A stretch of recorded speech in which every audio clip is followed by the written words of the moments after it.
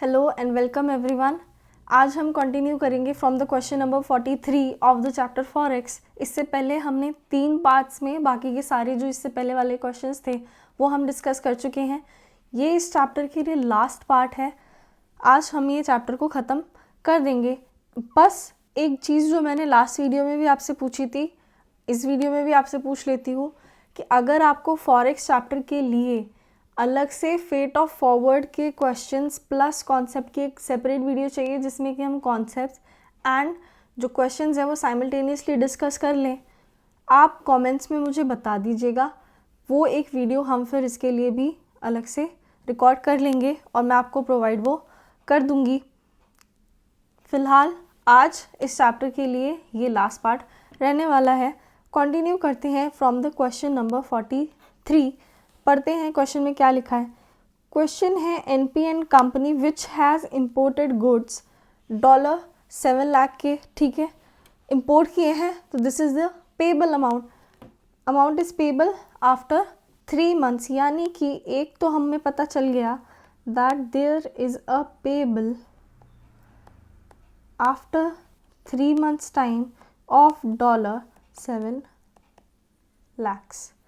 Next आपसे कहा है the same company has also exported for $4,50,000 because इस कंपनी ने क्या किया है, एक्सपोर्ट किया है। This amount will be receivable and this receivable is in 2 months time, means this is receivable in 2 months time and this is payable in 3 months time.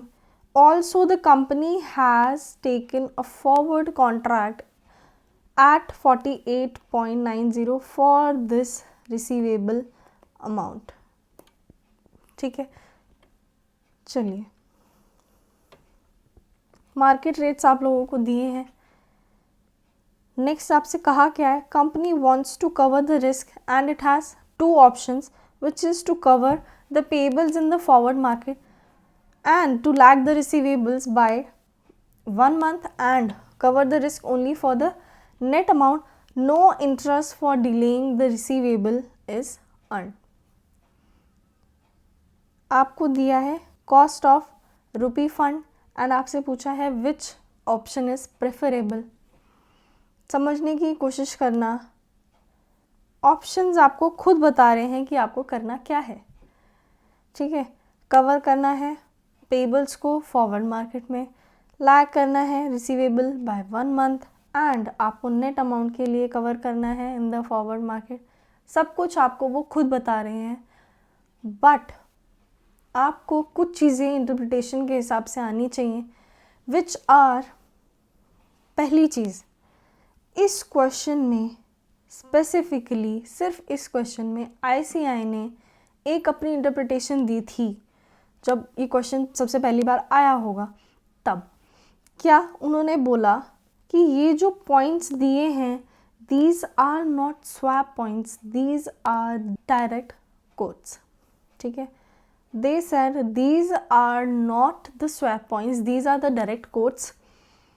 Means जैसे कि अगर आपको मैं बोलूँ कि इसका इंटरप्रिटेशन आप क्या लेंगे तो आप क्या बोलोगे, कंप्रेस फॉर्म में गिवन है, we will take it as 48.50 and 48.70, यही बोलेंगे आप मुझसे।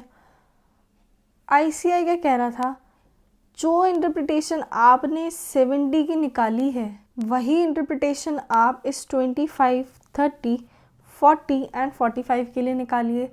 यानी कि आप क्या कंसिडर कीजिए इसे 48.25, 48.30, this will be 48.40 and 48.45। ये उन्होंने बोला कि आप इस तरीके से उसकी इंटरप्रिटेशन निकालिए। बट अगर आप देखेंगे बाकी किसी भी क्वेश्चंस में जब आपको ये swap points given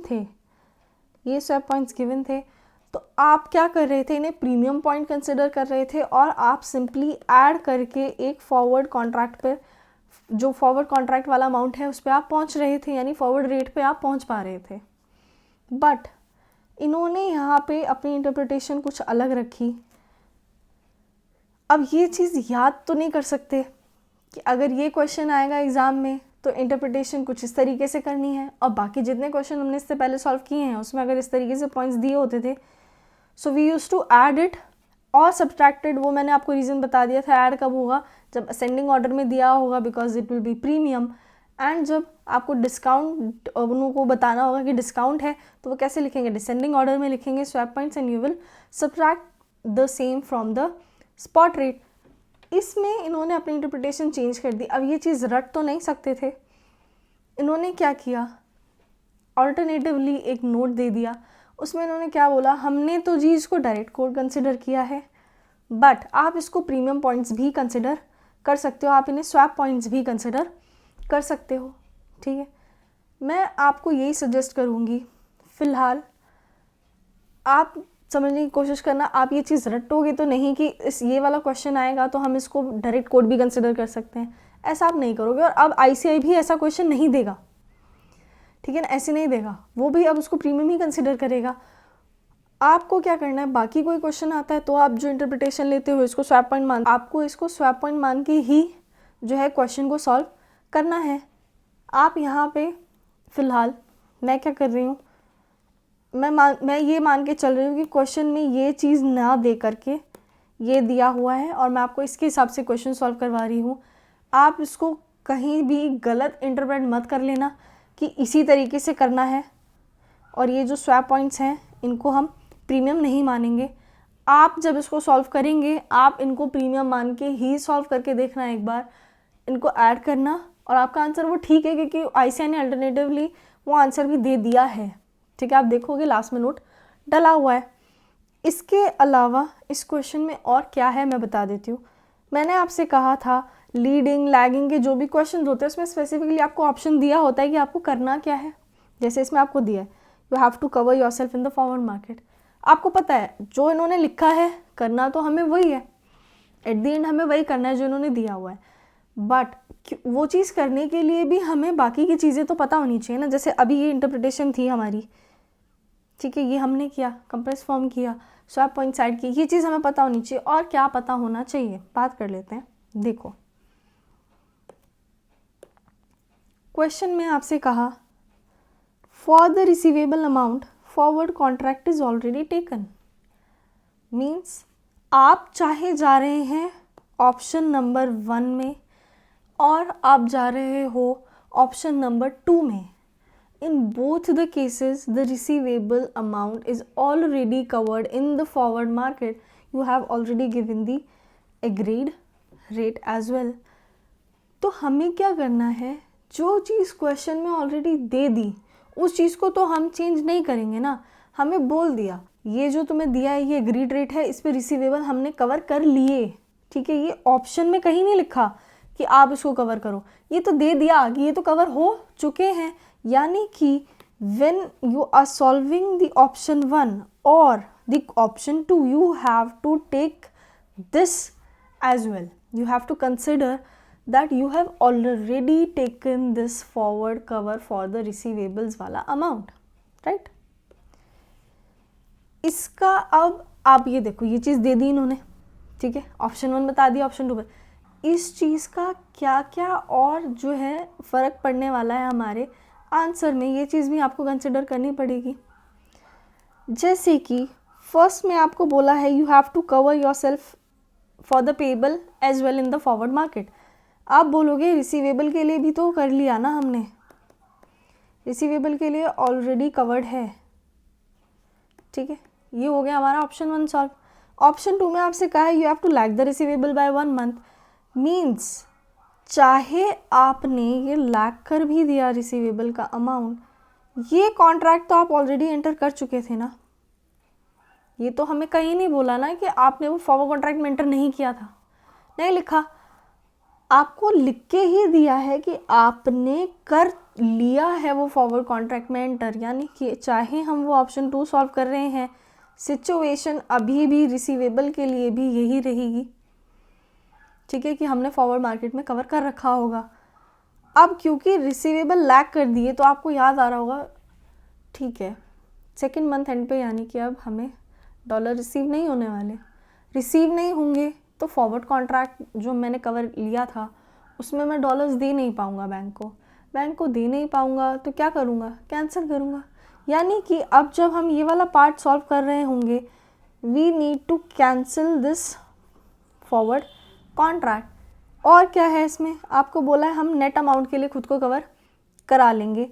no interest for delaying the receivables is earn, but also आपको दिया है बोथ द ऑप्शंस के लिए, आपको बोला है there is a cost of rupee fund which is 12%। ये चीज़ शायद मैंने पहले ना बोली हो, बट शायद बोल भी दी हो, पता नहीं, बट मैं आपको बोल रही हूँ दोबारा से। अगर आपको क्वेश्चन में कोई भी डेटा मेंशन करके दिया है, जितना डेटा दिया है आप उसको यूज़ करने की कोशिश करना, क्योंकि ICAI ऐसे ही कुछ भी क्वेश्चन में नहीं देगा। ठीक है, आप बोलोगे भाई स्पेसिफिकली लिख के दिया तो है कि नहीं लगेगा इंटरेस्ट, डिले कर भी देंगे तो नहीं लगेगा इंटरेस्ट, क्यों नहीं लगेगा भाई, देखो एक्सपोर्टर था, मैं एक्सपोर्टर हूँ, कंपनी क्या है, एक्सपोर्टर है। ठीक है, अब मैं भाई सामने वाले को बोल रहा हूँ कि रिसीवेबल्स जो हैं वो 2 महीने पे ना दे के मुझे 3rd मंथ पे दो, तो मैं बोल रहा हूँ ना ये चीज़, तो वो तो 2nd मंथ एंड पे देने के लिए तैयार है। वो क्यों देगा फिर इंटरेस्ट, अगर वो 3rd मंथ एंड पे देगा तो वो तो पैसे ही नहीं दे देगा मुझे 2 महीने के एंड पे। ठीक है, वो इंटरेस्ट नहीं देगा, तो भाई फिर इसका क्या यूज़, इसका कोई यूज़ नहीं है, हटाओ इसको। ऐसा नहीं है। ठीक है, आप सोचने की कोशिश कीजिए, जब आप जो ये आपका ऑप्शन 1 था, ठीक है, ऑप्शन 1 में जब आप निकाल रहे होंगे आंसर, उसमें आप क्या कर रहे होंगे, कंसिडर किस किस चीज़ को करेंगे। ऑप्शन 1 में एक हमारे पास रिसीवेबल था जो कि हमें ऑलरेडी रिसीव हो चुका होगा 2nd मंथ एंड पे, और वो फॉरवर्ड मार्केट में हमने कवर करा था, हमें उसके बदले में रुपीज़ मिल गए होंगे। ठीक है, एक चीज़ फिर होगी 3rd मंथ एंड पे, जो कि हम पेबल वाला अमाउंट है वो हम पे करेंगे। उसके लिए हम क्या कर रहे हैं, फॉरवर्ड मार्केट में एंटर कर रहे हैं, फॉरवर्ड कवर ले रहे हैं और पे कर देंगे वो वाला अमाउंट। आप बोलोगे ये जो अमाउंट है ये कब पे करना है, 3rd मंथ एंड पे, ये कब का है, 2nd मंथ एंड का। यानी कि अगर आपको ये रिसीव हो भी जाएगा 2nd मंथ एंड पे, तो आप इस अमाउंट को क्या करोगे, डिपॉजिट करोगे। ठीक है, डिपॉजिट करोगे और आपको उस पर 1 मंथ का इंटरेस्ट मिल जाएगा एट द रेट 12%।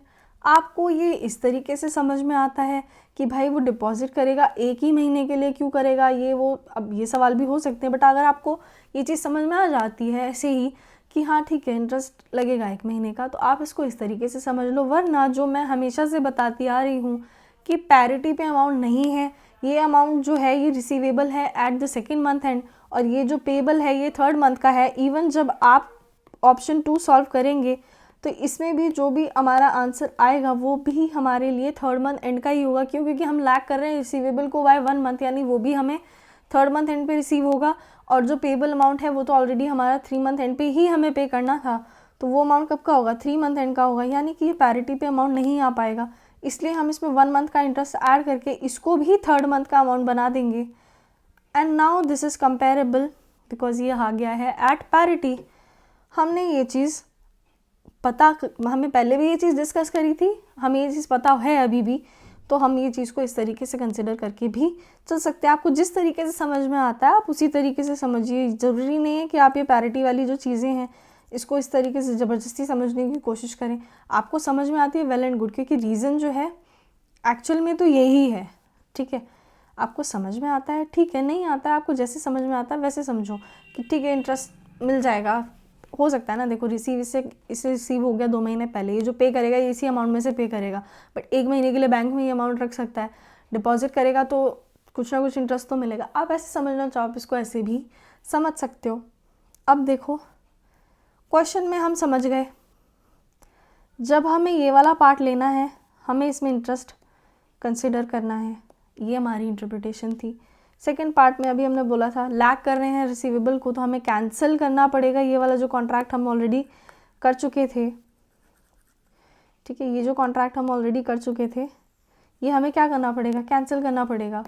ठीक है, कैंसिल करना है तो यहाँ पे कुछ ना कुछ कैंसिलेशन चार्जेस, यानी कि या तो कैंसिलेशन प्रॉफिट हो सकता है या कैंसिल कराने गए हैं तो हमें लॉस हो सकता है, दोनों में से कुछ भी चीज़ हो सकती है, वो भी चीज़ हमें कंसिडर यहाँ पे करनी पड़ेगी। यानी कैंसिलेशन का जो भी हमें प्रॉफिट या लॉस होगा, गेन या लॉस जो भी होगा वो हमें कंसिडर करना पड़ेगा इन द सेकेंड केस। यानी कि मेरी सिंपल सी बात समझने की कोशिश करना कि चाहे क्वेश्चन में आपको सीधा सीधा लिख के दिया है कि आपको करना क्या है, ऑप्शन में आपको लिख के दिया है ना, you have to cover the payable in the forward market, but आपको आगे पीछे जो भी इंटरप्रिटेशंस हैं वो चीज़ आनी चाहिए।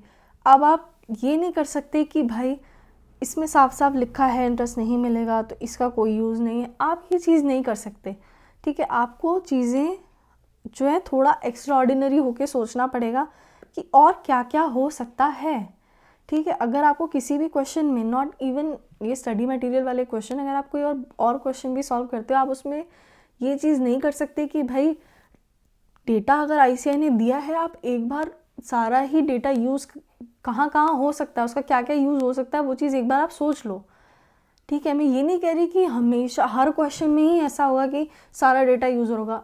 Maximum to maximum there will be 2-3 question in the whole syllabus जिसमें कि सारा डेटा यूटिलाइज नहीं हो रहा होगा। अदरवाइज अगर आईसीआई ने मेंशन करके दिया है, सब कुछ जो है वो यूज़ होने वाला ही होगा और आपको वो यूज़ करना होगा, बट आप कुछ एक्स्ट्रा ऑर्डिनरी नहीं सोच रहे होंगे, इसलिए वो चीज़ आप यूटिलाइज नहीं कर रहे होंगे अपने सॉल्यूशन में। तो मैं यही सजेस्ट करूँगी, आप जब भी क्वेश्चन कोई भी सॉल्व करते हो, जो भी डेटा दिया है उसके साथ क्या क्या चीज़ें जुड़ी हो सकती हैं वो चीज़ आप कंसिडर करके चलना। जैसे मान लो इसमें आपको टैक्स और दे देते, ठीक है, टैक्स और दे देते कि ठीक है 40% टैक्स भी है, तो आपको टैक्स भी देखना पड़ेगा ना कि कहाँ कहाँ टैक्स लगेगा। आप बोलोगे इंटरेस्ट हमें रिसीव होगा, उस पर हमारा टैक्स कटेगा, उसमें से आप टैक्स हटाओगे, ठीक है। अब आप ये नहीं सोच सकते कि ऐसा तो कुछ हो नहीं रहा भाई, टैक्स मैं नहीं लगा रहा, ये नहीं हो सकता ना। उन्होंने डेटा दिया है तो उन्होंने सॉल्यूशन में उसका यूज़ भी किया होगा। तो ये तो मैंने आपको, चलो ये एक एक्स्ट्रा चीज़ थी जो मेरे को बतानी थी, मैंने आपको बता दी। क्वेश्चन में इसके अलावा कुछ नहीं है। ऑप्शन 1 मैंने बता दिया, इसमें आपको इंटरेस्ट भी ऐड करना पड़ेगा। ऑप्शन बी में मैंने आपको बता दिया, आपको कैंसिलेशन गेन और लॉस भी कंसिडर करना पड़ेगा। ये इंटरप्रिटेशन मैंने आपको पहले ही बता दी थी। ऑल्सो रेट कैसे कंसिडर करेंगे, देखो फर्स्ट केस में भी पेबल ही कवर करने हैं इन द फॉरवर्ड मार्केट। 3 मंथ का टाइम था यहाँ पे, कवर करने थे, तो क्या होगा, बैंक को आप बोलोगे डॉलर मुझे दो, रुपीज़ ले लो। क्यों? क्योंकि पेबल है आपकी तरफ से, कंपनी की तरफ से, यानी कि ये किसने, डॉलर क्या कर रहा है, बैंक सेल कर रहा है, क्योंकि डॉलर ही कोट किया था ना, $1 = 2 का रेट था ये, यानी डॉलर थी यूनिट करेंसी हो रही है, सेल रेट लगेगा आस्क रेट, ठीक है। ये 3 मंथ एंड वाला है 48.40। जब आप कैंसिल भी कराने जाओगे ना, तो पहले क्या कॉन्ट्रैक्ट हुआ होगा कि आप बैंक को देंगे डॉलर्स एंड रिसीव करेंगे क्या, रुपीज़, क्योंकि रिसीवेबल थे आपको डॉलर्स, तो आप बैंक को देंगे। जब कैंसिल कराने जाओगे तो बैंक क्या करेगा, अब अपोजिट कॉन्ट्रैक्ट में एंटर कराना पड़ेगा, यानी बैंक सेल करेगा डॉलर्स, आप रिसीव करेंगे डॉलर्स एंड आप सेल करेंगे रुपीज़, ठीक है। तो अब क्या होगा इस केस में, क्या हो रहा है डॉलर के साथ, अपोजिट कॉन्ट्रैक्ट में निकालना है ना हमें रेट, अपोजिट कॉन्ट्रैक्ट का कैंसिलेशन के लिए जो रेट यूज़ होगा वो निकालना है। तो क्या कर रहा है बैंक, अभी भी सेल ही कर रहा है डॉलर्स को, ये रहा ना, सेल कर रहा है डॉलर्स को, रेट कौन सा लगेगा 48.30। फटाफट से आंसर से डिस्कस कर लेते हैं, क्योंकि इसके अलावा इसमें कुछ भी नहीं है। देखने को आप इसको करोगे भी ना, है तो वैसे भी कुछ नहीं है इसमें। आप अगर इंटरेस्ट वगैरह भी ऐड आपको करना पड़ रहा है, कैंसिलेशन लॉस वगैरह भी अगर आपको निकालना पड़ रहा है, तो भी क्वेश्चन में ऐसा कुछ भारी नहीं है। बस इंटरप्रिटेशन नहीं समझ में आती तो क्वेश्चन डिफ़िकल्ट लगता है। अगर आपको क्वेश्चन की इंटरप्रिटेशन समझ में आ गई कि हाँ इसमें ये भी करना है, ये भी कंसिडर करना है, ये भी कंसिडर करना है, आप अच्छे से करके आ पाओगे। जैसे कि अब आप देख लो, सॉल्यूशन कुछ भी नहीं है उसमें, अमाउंट पेबल था 3 मंथ्स एंड पे इतना, ठीक है। मैंने अभी आपको बताया आपके ऊपर आस्क रेट लगेगा for covering it in the forward market, rate लगा, दिस इज़ द पेबल वाला अमाउंट, रिसीव आपको हो चुका होगा एट 2nd मंथ। हमने एग्रीड रेट हमें दिया हुआ था क्वेश्चन में, क्योंकि हम ऑलरेडी फॉरवर्ड मार्केट में उसे कवर कर चुके थे, हमारे पास आया है रिसीवेबल का अमाउंट। ऑल्सो मैंने आपको क्या कहा था, इन द फर्स्ट ऑप्शन, क्योंकि आपको रिसीव हो जाएगा 2nd मंथ पे ही, तो पैरिटी पे लाने के लिए हमें 1 मंथ का इंटरेस्ट लगा के उसे 3rd मंथ एंड का अमाउंट बनाना पड़ेगा। तो यानी कि जब हमने इंटरेस्ट ऐड किया, ये आया हमारे पास, यहाँ पे कुछ 3rd मंथ का अमाउंट आ रहा होगा, ये हमारे पास पेबल है, ये रिसीवेबल है, नेट करके हमारे पास आ जाएगा नेट अमाउंट पेबल। ये कब का हो जाएगा, अब 3 मंथ का, ठीक है। ऑल्सो सेकंड में क्या करना था, हमें लैग करने थे रिसीवेबल, तो हमने क्या किया होगा, कॉन्ट्रैक्ट कैंसिल किया होगा। कॉन्ट्रैक्ट कैंसिल का रेट मैंने आपको बता दिया था 48.30, ऑलरेडी एग्रीड रेट था 48.90। इसमें क्या होगा, देखो ये है बैंक का बाइंग रेट, जब बैंक बाय कर रहा था, ये है बैंक का सेलिंग रेट, यानी बैंक को क्या हो रहा है, लॉस, कस्टमर को क्या हो रहा होगा, प्रॉफिट, ये हो गया हमारा प्रॉफिट। ये तो हमने कैंसिलेशन की बात कर ली। अमाउंट पेबल में नेट पेबल लेना पड़ेगा हमें, ये नेट पेबल हमारे पास आ गया। अब नेट पेबल को भी कवर कराने जाओगे तो भी ये पेबल ही है, कवर कितने पे होगा, 48.45 पे। अब देखो अमाउंट पेबल हमारे पास आ गया, ये भी हमारा क्या हो गया, फ़ायदा हो गया, तो ये इसमें से माइनस करना पड़ेगा, हमारे पास आ गया नेट पेबल। अब आप देखो इस क्वेश्चन में आप कंपेयर करोगे तो आप बोलोगे इसमें कम है ऑप्शन 1 में, तो हम इसको प्रेफर करना चाहते हैं। बट इसमें एक चीज़ और है, देखो ये जो कैंसिलेशन है ये कब हुई, सेकेंड मंथ के एंड पे, ठीक है। यानी कि ये वाला भी जो अमाउंट है, ये जो 270 आपको दिया है, क्या ये भी सेकेंड मंथ का अमाउंट है, आंसर इज़ यस। यानी आपको इसमें भी पैरिटी पे लाने के लिए इंटरेस्ट कंसिडर करना चाहिए था, इन्होंने नहीं किया, बट नोट में इन्होंने लिख दिया कि आप इस पर भी इंटरेस्ट का अमाउंट कैलकुलेट कर सकते हो, कंसिडर कर सकते हो to make this on parity. चलिए, ये हमारा क्वेश्चन नंबर 43 था। आई होप आपको समझ में आया हो। मैं ना देखो किसी भी क्वेश्चन को बहुत ऐसे शॉर्ट में नहीं करवा रही कि बस क्वेश्चन रीड कराया, सॉल्यूशन बताया और ख़त्म। मेरा मोटिव यही है कि जो भी इंटरप्रिटेशन होती है, जो क्या देखो एएफएम में ना सीधा सीधा आप क्वेश्चन देख के और चले गए, जैसे जैसे क्वेश्चन थे वो चीज़ आप सॉल्व करके चले गए, वो चीज़ काम नहीं आती। एएफएम में आपको इंटरप्रेट करना आना चाहिए, ठीक है। जो भी चीज़ें हो सकती हैं पॉसिबली इन द क्वेश्चन, वो चीज़ आपको पता होनी चाहिए, ठीक है। सो दैट देखो होता क्या है, एएफएम में पुराना ही क्वेश्चन होते हैं, जैसे क्वेश्चन मान लो यही आएगा, ठीक है, यही क्वेश्चन आएगा सेम, ठीक है, बट आपको कुछ ना कुछ 1 या 2 पॉइंट इसमें घुमा देंगे, एक या 2 पॉइंट सिर्फ चेंज कर देंगे। मान लो यहाँ पे इन्होंने क्या किया, जैसे यहाँ पे इन्होंने रिसीवेबल के लिए लिखा है ना कि ऑलरेडी हम खुद को कवर कर चुके थे, मान लो यहाँ पे पेबल के लिए कवर करा दे, अब यहाँ पे आपके लिए रिसीवेबल के लिए बात कर दे, पेबल को डिले कर दे, कुछ भी कर सकता है, क्वेश्चन घूम जाएगा। अब आपने अगर इस तरीके से सॉल्व किया होगा कि सिर्फ क्वेश्चन पढ़ा होगा, आंसर पढ़ा होगा, तो आपको शायद कहीं ना कहीं आप ये इंटरेस्ट लगाने में गलती कर दोगे, ठीक है। इंटरेस्ट को जो है वो अपॉर्चुनिटी गेन की जगह अपॉर्चुनिटी लॉस कंसिडर कर लोगे, या लॉस नहीं कंसिडर करोगे, गेन ही समझ लोगे, ठीक है। ये चीज़ें ना हो, इसलिए पीछे का जो भी चीज़ें हम कर रहे हैं उसका रीज़न हमें पता होना चाहिए। इसलिए मैं सब कुछ आपको विद रीज़न सारी की सारी इंटरप्रिटेशन सब समझाती हूँ। जितने क्वेश्चन पहले भी करवाए हैं उसमें भी मैंने सेम ही रखा है, ऐसा कुछ किसी भी क्वेश्चन में मैंने नहीं किया कि बहुत जल्दी जल्दी आपको समझा के ख़त्म कर दिया हो। आई होप आपको भी यही चीज़ सही लग रही होगी, और लगनी भी चाहिए, क्योंकि एएफएम में नहीं हो पाएगा ऐसे काम कि भाई सीधा सीधा रट रटा के काम ख़त्म हो जाए, ठीक है। चलिए, क्वेश्चन नंबर 44 क्वेश्चन है फेट ऑफ फॉरवर्ड का, रीड कर लेते हैं क्या कहता है। एक कस्टमर है जिसके साथ बैंक ने क्या किया है, एंटर किया है into a 3 months forward purchase contract. Means bank क्या कर रहा है, परचेज कर रहा है, क्या परचेज कर रहा है, स्विस फ्रैंक्स, ठीक है। ऑल्सो 10,000 ये कर रहा है। देखो रेट आपको दे दिया, एग्री रेट बता दिया to the bank after 2 months। अब ये क्या कर रहा है, रिक्वेस्ट कर रहा है cancellation of the contract on the date the rates prevailing are these. आपको दे दिया कि ये रेट प्रिवेल कर रहे हैं। देखो क्वेश्चन तो कैंसिलेशन का है, देखो ये दे क्या रहा था, परचेज क्या कर रहा है बैंक, स्विस फ्रैंक्स, ठीक है, और देगा क्या इसके बदले में, रुपीस। कैंसिल कराने आ रहा है तो अपोजिट कॉन्ट्रैक्ट में एंटर करना पड़ेगा। मीन स्विस फ्रैंक अब बैंक सेल करेगा और कस्टमर रिसीव करेगा, ठीक है। चलिए, कैंसिल कराने आया है ये हमें पता चल गया, कब आया है, ठीक है। यही था ना, कैंसिलेशन तो बिफोर ड्यू डेट भी हो सकता है, ऑन ड्यू डेट भी हो सकता है, आफ्टर ड्यू डेट भी हो सकता है, पर ये कैंसिल कराने आया कब, सेकेंड 2 महीने के बाद, यानी सेकेंड मंथ एंड पे 1 महीना पहले। मीन्स क्या ये बिफोर ड्यू डेट कैंसिलेशन का केस है, आंसर इज यस, ये बिफोर ड्यू डेट कैंसिलेशन का केस है, इसमें हमने क्या बात करी थी, अगर ये बिफोर ड्यू डेट कैंसिल कराने आ जाता है, अग्रीड रेट तो क्या था 27.25 था अग्रीड रेट। हमें निकालना है ये जो कैंसिलेशन के लिए अपोजिट कॉन्ट्रैक्ट इन्होंने किया ये किस रेट पे हुआ होगा, ये हमें नहीं पता।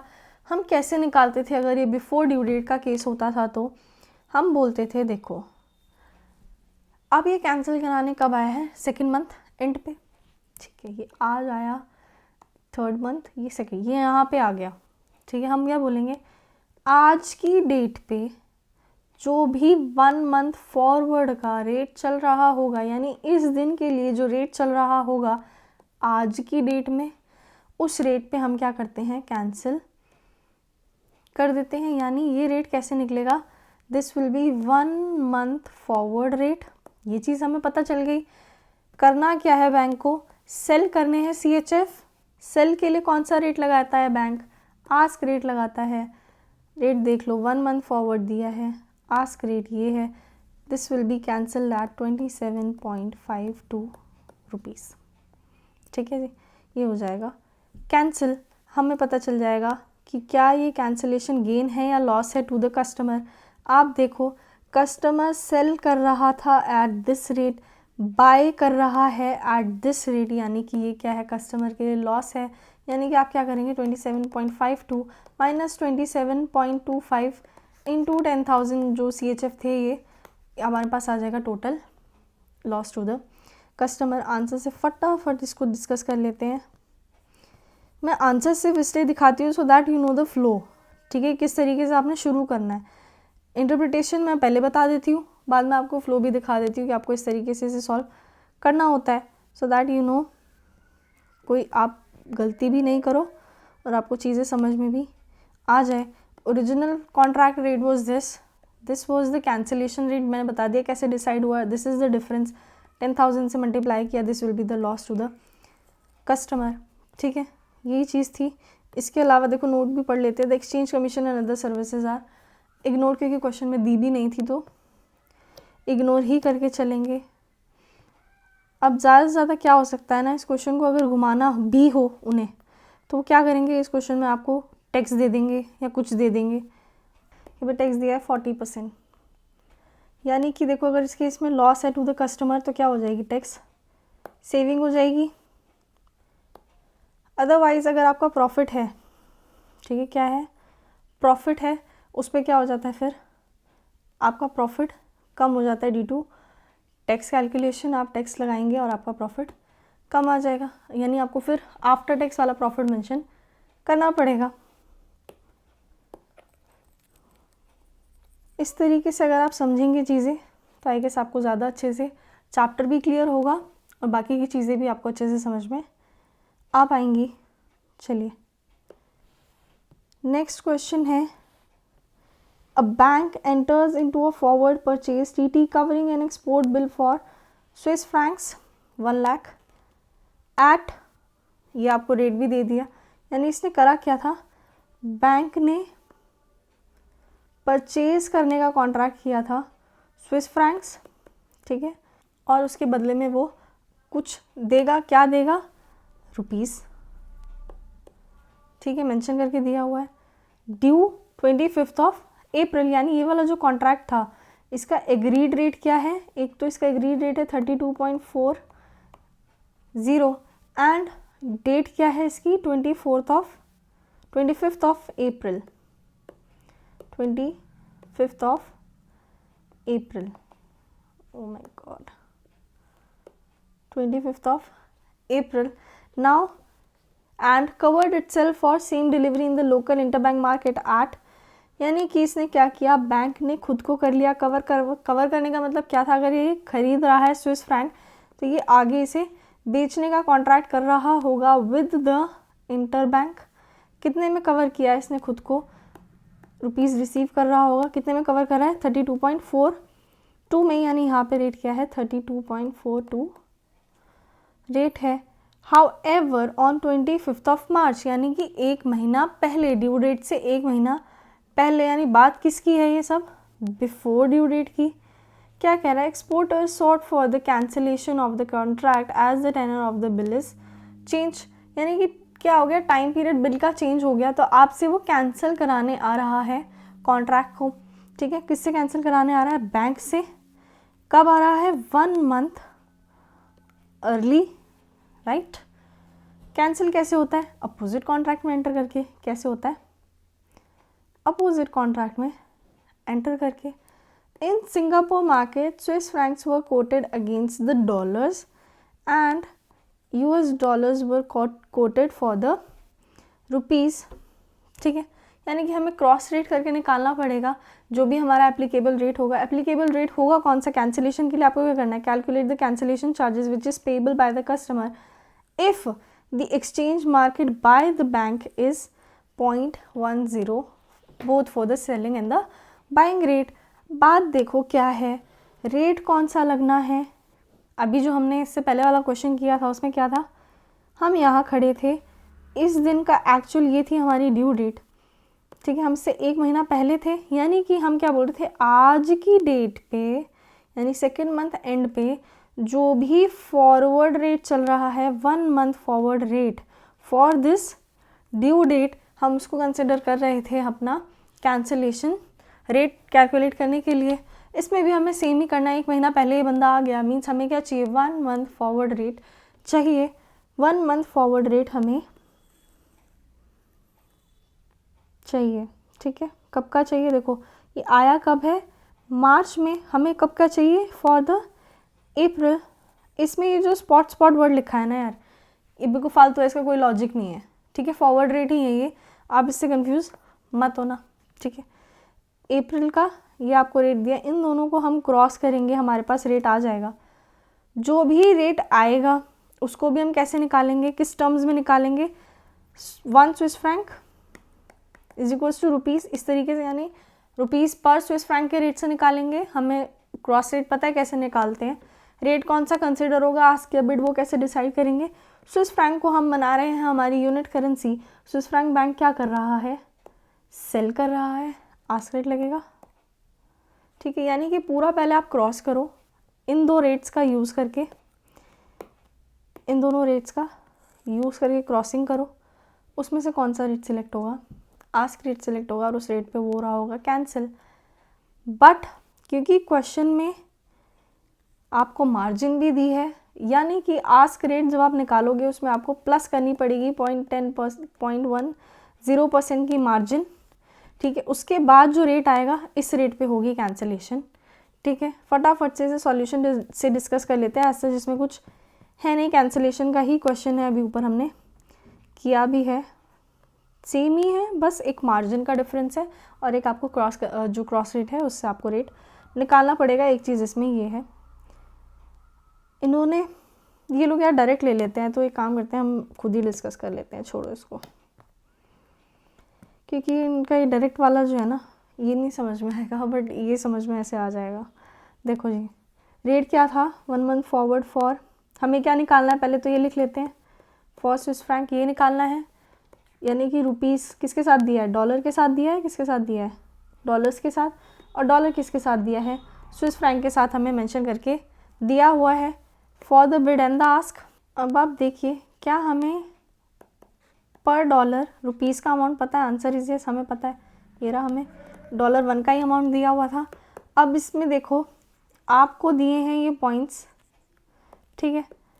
अब वो वाला क्वेश्चन आप याद रखना। अब देखो क्या आपको लग रहा है कि कंप्रेस फॉर्म है और मुझे इसे 49.4100 लेना चाहिए, इस क्वेश्चन में इन्होंने ये नहीं किया। इन्होंने क्या किया है, इसमें इसको स्वैप पॉइंट ही माना है और ऐड ही किया है, इसीलिए मैंने आपको बोला हर क्वेश्चन में इसको स्वैप पॉइंट ही माना गया होगा, हर क्वेश्चन में इसे ऐड ही किया होगा। अगर ये प्रीमियम पॉइंट्स होंगे, अगर ये डिस्काउंट पॉइंट्स होंगे तो इनसे माइनस किया होगा, अगर ये डिसेंडिंग ऑर्डर में दिए होते तो। आपको प्रीमियम और डिस्काउंट मानना ही है हर क्वेश्चन में। उस क्वेश्चन में भी इन्होंने अल्टरनेटिवली लिख के दे दिया है ये सॉल्यूशन, बट इस सॉल्यूशन में इन्होंने अल्टरनेटिवली लिख के ये नहीं दिया कि आप इसे कंप्रेस फॉर्म मान के डायरेक्ट कोड भी मान सकते थे। यानी कि सेफ साइड पर रहने के लिए आपको क्या करना पड़ेगा, ये स्वैप पॉइंट ही होते हैं और आप इन्हें स्वैप पॉइंट ही कंसिडर करना।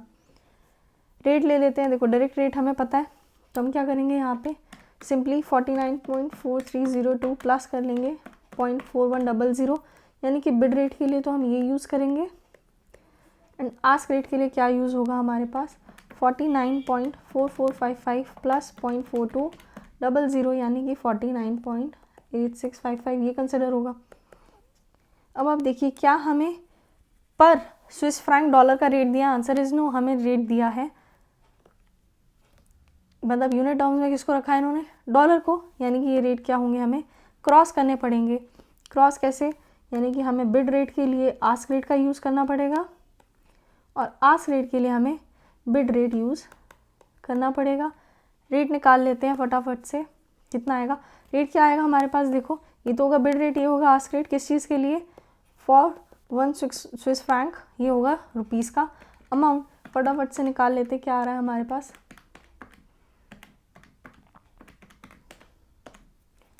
ये आ रहा है 32.8761 एंड आस्क रेट हमारे पास आ रहा है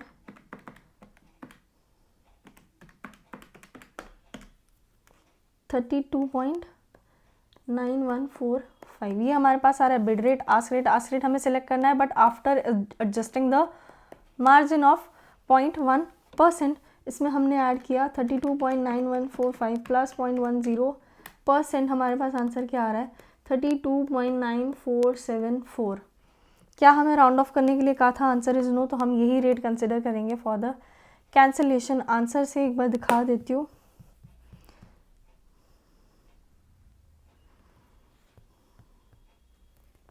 देखो इन्होंने ये डायरेक्टली ही इसको प्रीमियम पॉइंट मान के ही ऐड करा है, इन्होंने रेट निकाला है बिल्कुल डायरेक्ट करके, जैसे इनसे जो ये लोग करते हैं हमेशा से, वैसे ही इन्होंने रेट निकाला है।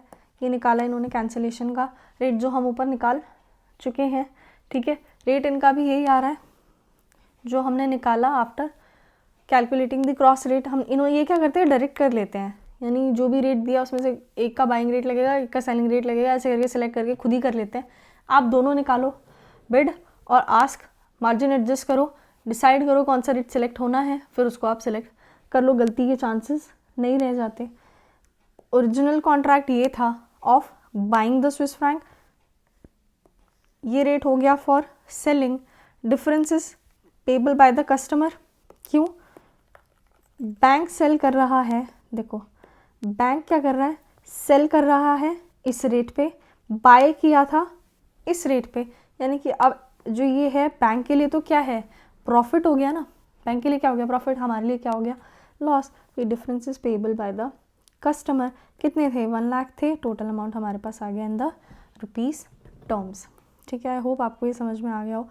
फेट ऑफ फॉरवर्ड, अगर आपको केसेस जो सिनेरियोस थे, स्टोरी लाइन मैंने बताई थी, वो चीज़ अगर आपको याद होगी ना, तो आप लोगों का फेट ऑफ फॉरवर्ड में कोई भी मिस्टेक होने के चांसेस बिल्कुल ज़ीरो हैं। बट स्टिल मैंने वो चीज़ें करा दी थी, मैंने आपसे बोला था आपको सेपरेट वीडियो चाहिए फॉर दिस, ज़रूर आप बता देना, आपको मिल जाएगी, एक अच्छी सी वीडियो बना दूँगी जिसमें कि मैं समरी भी डिस्कस कर लूँगी, कॉन्सेप्ट जो था वो भी डिस्कस कर लूँगी, सब कुछ चीज़ें आपको बता दूँगी, क्वेश्चन भी साइमल्टेनियसली सॉल्व हम कर लेंगे। चलिए, ये भी जो है हमारे पास फेट ऑफ फॉरवर्ड का ही क्वेश्चन है I guess. Your forex dealer had entered into a cross currency deal, और इसने सेल किए क्या 10 lakh US dollars against euro. Now euro का रेट क्या चल रहा था, दिस फॉर स्पॉट डिलीवरी, क्या बोला था, आज ही डिलीवर करना मुझे, दीज मच मैं आपको दूंगा डॉलर्स, आप मुझे देना यूरोज़, ये रेट है, स्पॉट डिलीवरी हमें चाहिए थी। चलिए बात कर लेते हैं।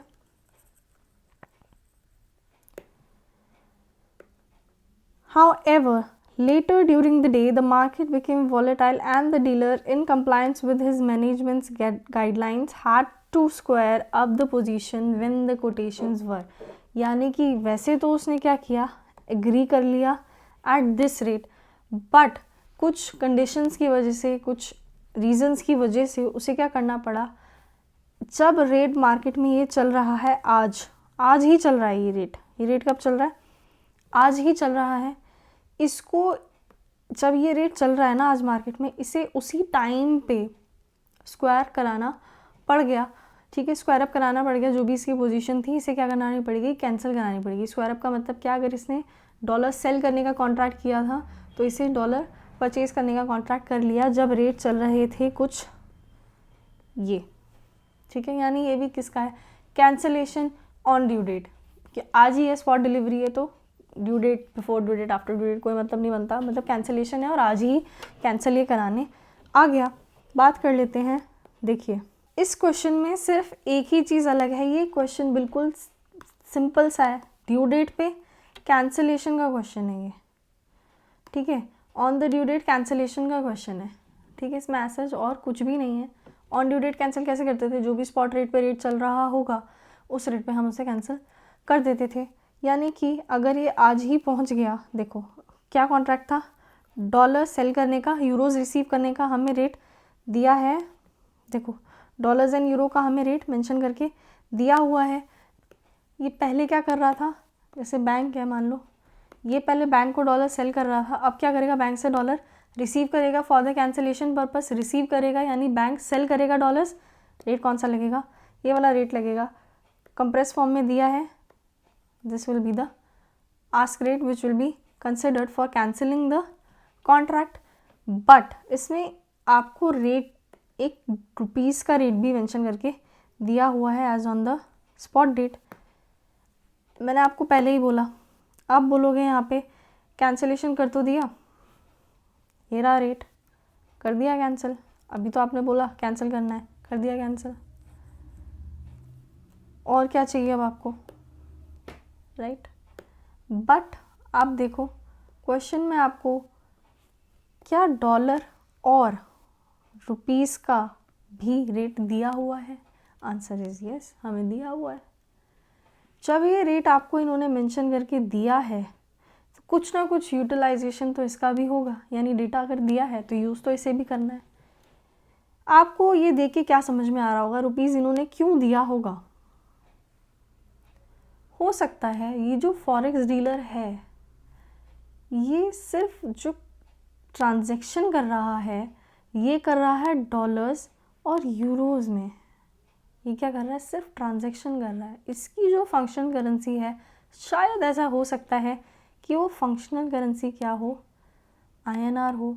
यानी कि अगर इसकी फंक्शनल करेंसी INR है तो क्या आज इसको जो भी प्रॉफिट या लॉस ये कमा रहा है इन दिस ट्रांजैक्शन वो इसे रुपीज़ में पता होना चाहिए, आंसर इज यस। यानी हमें आंसर किस में निकालना है, रुपीज़ में आंसर निकालना है।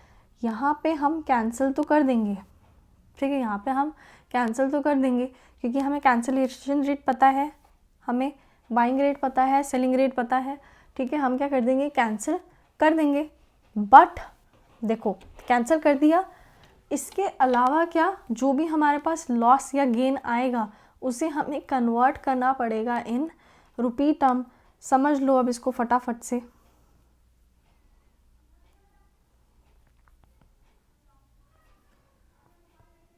देखो क्या होगा, यूरोज़ एक रेट आपको एग्रीड रेट दिया था, अभी हमने कैंसिलेशन रेट सेलेक्ट किया, हमारे पास आ गया नेट लॉस। अब ये जो इसे लॉस हुआ है क्या ये इसे कन्वर्ट कराएगा इन रुपीज़, यानी कि इसे ये लॉस जो है मतलब क्या, ये यूरोज़ इसे पे करने पड़ेंगे ना, लॉस है ये यूरोज़ इसे बैंक को पे करने पड़ेंगे, बैंक को पे करेगा तो इसे यूरोज़ चाहिए होंगे और ये क्या देगा उसके बदले में, रुपीज़ देगा, किसको, बैंक को। रेट कौन सा लगेगा, देखो यूरोज़ देना है, यूरोज़ क्या करना है, बैंक सेल कर रहा है, अगर मैं यूरो का रेट निकाल दूँ जो कि डायरेक्टली रुपीज़ के साथ नहीं दिया हुआ, अगर मैं वो क्रॉस रेट करके रुपीज़ का रेट निकाल दूँ आस्क और बिड, तो मुझे कौन सा रेट सिलेक्ट करना पड़ेगा, आस्क रेट सिलेक्ट करना पड़ेगा। यानी कि सिंपली इसको मैं कन्वर्ट कर दूँगी इन द रुपीज़ टर्म। कैसे, पहले क्रॉस करेंसी रेट निकालूंगी क्योंकि मुझे डायरेक्ट रेट नहीं पता रुपीज़ का यूरोज़ के साथ, पर मुझे पता है यूरोज़ का भी डॉलर के साथ और मुझे रुपीज़ का भी पता है विद डॉलर्स, तो मैं स्पॉट रेट पे उसे कन्वर्ट कर पाऊँगी। कन्वर्ट करके मैं क्या करूँगी, आस्क रेट सिलेक्ट करूँगी, बिड और आस्क में से आस्क रेट सिलेक्ट करूँगी और उसे कन्वर्ट करके बता दूँगी कि मेरा जो नेट लॉस आ रहा है ट्रांजैक्शन में वो ये आ रहा है। आप निकालना, आपके पास आंसर आ जाएगा, सिर्फ आपको क्रॉस रेट करना है और ये चीज़ मैंने आपको बता दी कि आपको आस्क रेट सिलेक्ट करना पड़ेगा, क्रॉस रेट करना आपको आता है, आप इसका ये सॉल्यूशन समझ गए होंगे कि इसमें रुपीज़ का भी रेट दिया हुआ था, इसलिए वी आर कंसिडरिंग कि इसने क्या किया होगा, ये खुद कौन होगा, इंडियन होगा, और इसने सिर्फ ये ट्रांजैक्शन ही की होगी। इसको जो एक्चुअल प्रॉफिट या लॉस है वो किस टर्म्स में चाहिए, रुपीज़ टर्म्स में चाहिए होगा। नेक्स्ट क्वेश्चन जो है which is question number 47 which says you have the following quotes from bank A and bank B. ये आपको मेंशन करके दे दिए हैं कोट्स, ठीक है। आपसे पूछा है कितने CHF अमाउंट हमें पे करना पड़ेगा फॉर दिस मच स्पॉट, यानी कि GBP यानी ग्रेट ब्रिटेन पाउंड जो है ये क्या है, हमारी यूनिट करेंसी है। कि हमें कितने खरीदने हैं, ये 1 मिलियन चाहिए, हमें क्या चाहिए 1 मिलियन GBP चाहिए, पाउंड्स चाहिए। हम क्या दे सकते हैं, CHF पे कर सकते हैं टू द बैंक। हमसे पूछा है कितना मिनिमम जो है CHF हमें पे करने पड़ेंगे। आपको क्या समझ में आ रहा होगा इस क्वेश्चन में कि हमें क्या करना है, बैंक ए, ठीक है, USD CHF का रेट दिया है, GBP USD का रेट दिया है, ये कैंसिल हो जाएगा, CHF एंड GBP का रेट आ जाएगा। सिमिलरली हम यहाँ पे बैंक बी से भी निकाल पाएंगे, यानी कि हम USD से USD कैंसिल करेंगे, रेट निकालेंगे, फिर हम कन्वर्ट करके देखेंगे कि बैंक ए में मिनिमम अमाउंट आ रहा है या बैंक बी में मिनिमम अमाउंट आ रहा है। हम बोल देंगे कि भाई बैंक ए सिलेक्ट कर लो या बैंक बी सिलेक्ट कर लो। क्या कहीं भी आपको ये लिख के दिया गया है कि आप बैंक ए सिलेक्ट करो या बैंक बी सिलेक्ट करो और बताओ कि CHF जो हैं वो मिनिमम कहाँ पे करने पड़ेंगे for getting these pound 1 million? ऐसा तो कहीं नहीं लिखा। आपसे सिर्फ इतना पूछा है कि CHF मिनिमम कब पे करने पड़ेंगे, यानी कि you can use the data, the information of bank A and bank B both for this minimum amount, ठीक है। यानी ये मिनिमम CHF निकालने के लिए आप यहाँ पे सेल करके यहाँ पे भी परचेज़ कर सकते हो, यहाँ परचेज़ करके यहाँ भी सेल कर सकते हो, यहाँ ये वाला रेट भी यूज़ कर सकते हो, ठीक है। ये चीज़ें आपको कंसिडर करनी पड़ेगी, ठीक है। अब आप देखो, आप क्या बोलोगे, क्या है, क्या चाहिए इसे, GBP स्पॉट इसे चाहिए, इसके पास है क्या, CHF है, इसे GBP स्पॉट क्या करने हैं, परचेज करने हैं, राइट।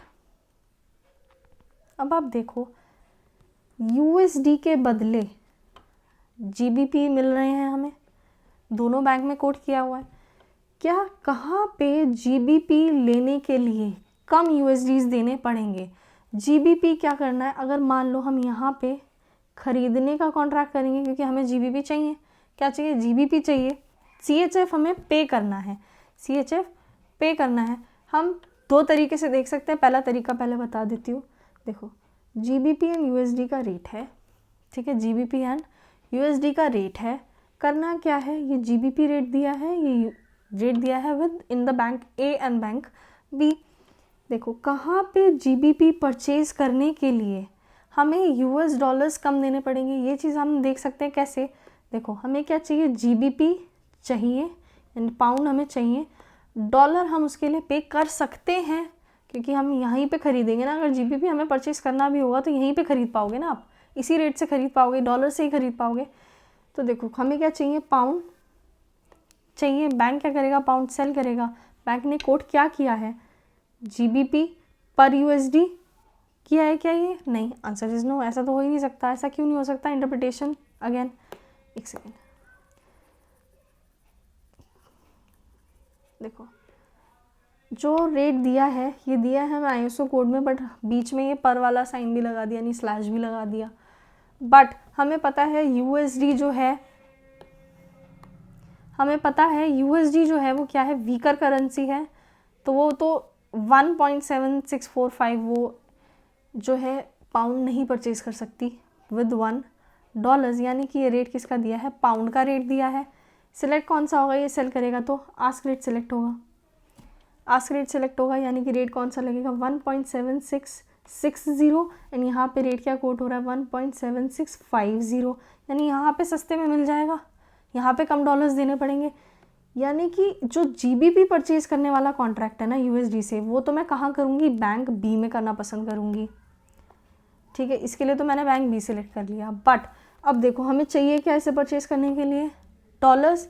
ठीक है, अब हम देखो CHF पे कितने, CHF ही तो निकाले थे ना, मिनिमम कितने पे करने हैं। USD कहाँ खरीद सकते हो, इस रेट से खरीद पाओगे ना, इस रेट से हम USD खरीद पाएंगे। रेट किसका दिया है, ये भी दिया है हमें, पर डॉलर का रेट दिया है CHF टर्म्स में, ठीक है, ये भी ISO कोड के हिसाब से इन्होंने लिया हुआ है।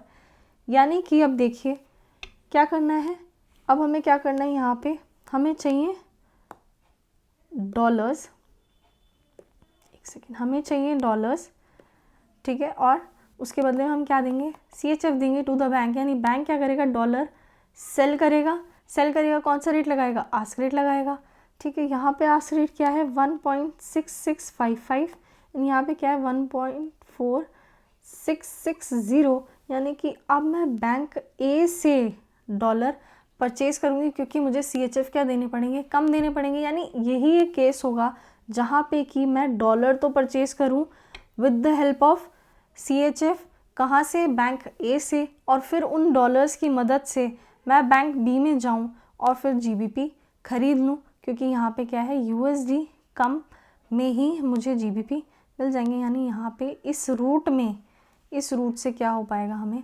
मिनिमम CHF देने पड़ेंगे for getting this GBP। I hope आपको समझ में आया। और जियोग्राफिकल आर्बिट्रेज वाला जो था, सिमिलर ही पेज पे ये भी क्वेश्चन है, ठीक है। बस इसमें क्या है, बैंक A और बैंक B अलग अलग दे दिया। आपको सिर्फ बैंक A या सिर्फ बैंक B नहीं सिलेक्ट करना था। ये जियोग्राफिकल आर्बिट्रेज में जैसे करते हैं ना, एक मार्केट से बाई किया, दूसरे मार्केट में सेल किया, आपको वही चीज़ यहाँ पे करनी थी। यहाँ पे आपको क्रॉस रेट नहीं निकालना था। सेकेंड पार्ट में आपसे पूछा है, एक तो ये पार्ट का जो फर्स्ट पार्ट है उसका यही सॉल्यूशन है, इतना ही है। चलिए जो सेकेंड पार्ट है वो डिस्कस कर लेते हैं फटाफट। चलिए सेकेंड पार्ट में क्या दिया है, सेकेंड पार्ट कह रहा है considering the quotes from bank A only for GBP CHF what are the implied swap points for spot over 3 months. यानी कि आपको क्या करना है, सिर्फ बैंक A वाला जो डेटा है, ये वाला जो डेटा है ना, सिर्फ ये कंसिडर करना है, सिर्फ जो बैंक A वाला डेटा है। एक सेकेंड मैं इरेज कर देती हूँ सो दैट आपको थोड़ा क्लियर दिखे। देखो आपको जो सिर्फ बैंक A वाला डेटा है वो कंसिडर करना है, and you need to tell them the swap points, ठीक है। स्वैप पॉइंट्स आपको निकालने आते होंगे यार। देखो GBP CHF का रेट तो डायरेक्टली दिया नहीं है। सबसे पहले आप क्रॉस करो सिर्फ 3 मंथ वाला, क्योंकि 6 मंथ का तो कोई यूज़ है नहीं यहाँ पे, 3 मंथ्स वाला, ठीक है। कैसे निकालोगे, पहले आप 3 मंथ वाले रेट पे पहुँचो ये स्वैप पॉइंट को यूज़ करके। ये याद रखना है यहाँ पे 25 एंड 20 है तो क्या है, डिस्काउंट है, यानी आपको ये पॉइंट्स क्या करने पड़ेंगे, सब्सट्रैक्ट करने पड़ेंगे, माइनस करने पड़ेंगे, ठीक है। जब आप इन्हें माइनस कर लेंगे, ठीक है, आपके पास रेट आ जाएगा कौन सा, 3 मंथ वाला। यानी अब यहाँ पे आप पहुँच चुके होंगे इन 2 रेट्स पे। जब आप यहाँ पहुँच जाएंगे, आप इन्हें क्रॉस कीजिए, क्रॉस करने के बाद क्रॉस करेंसी रेट आएगा, USD से USD कैंसिल हो जाएंगे, एंड आपके पास GBP CHF का रेट आ जाएगा। जब आपके पास वो रेट आ जाएगा, आपके पास बिड रेट भी आएगा, आस्क रेट भी आएगा, आपको स्पॉट रेट भी निकालना है क्रॉस करके, और क्रॉस करके आपने 3 मंथ्स वाला रेट भी निकाल लिया होगा। जब आप दोनों का डिफरेंस देखोगे, यानी 3 मंथ्स में से आप माइनस करेंगे क्या, स्पॉट रेट वाला जो रेट था। जब आप ये करेंगे, आपके पास कुछ स्वैप पॉइंट्स आ जाएंगे for the bid and the ask. आपको वो मेंशन करने आने चाहिए। अगर डिस्काउंट पे है तो आप उसको 25, जब मान लीजिए आ रहा है 25 एंड 10 आ रहा है मान लो, तो 25 और 10 आप इस तरीके से लिखेंगे तो ये डिस्काउंट डिनोट करेगा। और यहीं पे अगर आपका प्रीमियम आ रहा है तो कैसे लिखेंगे आप, 25 35 पॉइंट्स आपको जैसे स्वैप पॉइंट आपको क्वेश्चन में दिए होते हैं वैसे ही आप लिख के आ पाएंगे। I don't think second part में ऐसा कुछ था जो आपको समझ में ना आया हो। फर्स्ट पार्ट का सॉल्यूशन एक बार मैं आपको फिर भी दिखा देती हूँ, सो दैट आपको फ्लो पता चल जाएगी किस तरीके से आपने आंसर मेंशन करके आना है। जो रीज़न था वो मैंने आपको समझा दिया। देखिए, you have to buy the USD against CHF in bank A and then you have to buy GBP from the bank B। यही मैंने आपको बताया था, पूरा आपको बताया था किस तरीके से आपने चेक करना है। चलिए, अगर आपको रेट भी निकालना पड़े तो आप निकाल पाएंगे, buying rate and selling rate आपको दोनों पता है, कर पाओगे आप, ठीक है। और सेकंड में आपसे सिर्फ वही पूछा था, थर्ड मंथ का स्वैप। आई डोंट थिंक इसका आपको ये भी देखने की ज़रूरत पड़ेगी। आपको पता है 3 मंथ वाला जो है फॉरवर्ड रेट पे आपको कैसे पहुंचना है, आपको ये भी पता है स्वैप रेट आपको दिया हुआ है, आप दोनों को माइनस करेंगे, बिड और आस्क को, आपके पास रेट आ जाएगा। देखो इन्होंने लिखा है डिस्काउंट ऑफ 28 एंड 12। गलती से भी आंसर में स्वैप पॉइंट्स को या तो यहाँ पे आप लिखो स्वैप पॉइंट सारा है 28 एंड 12, ठीक है।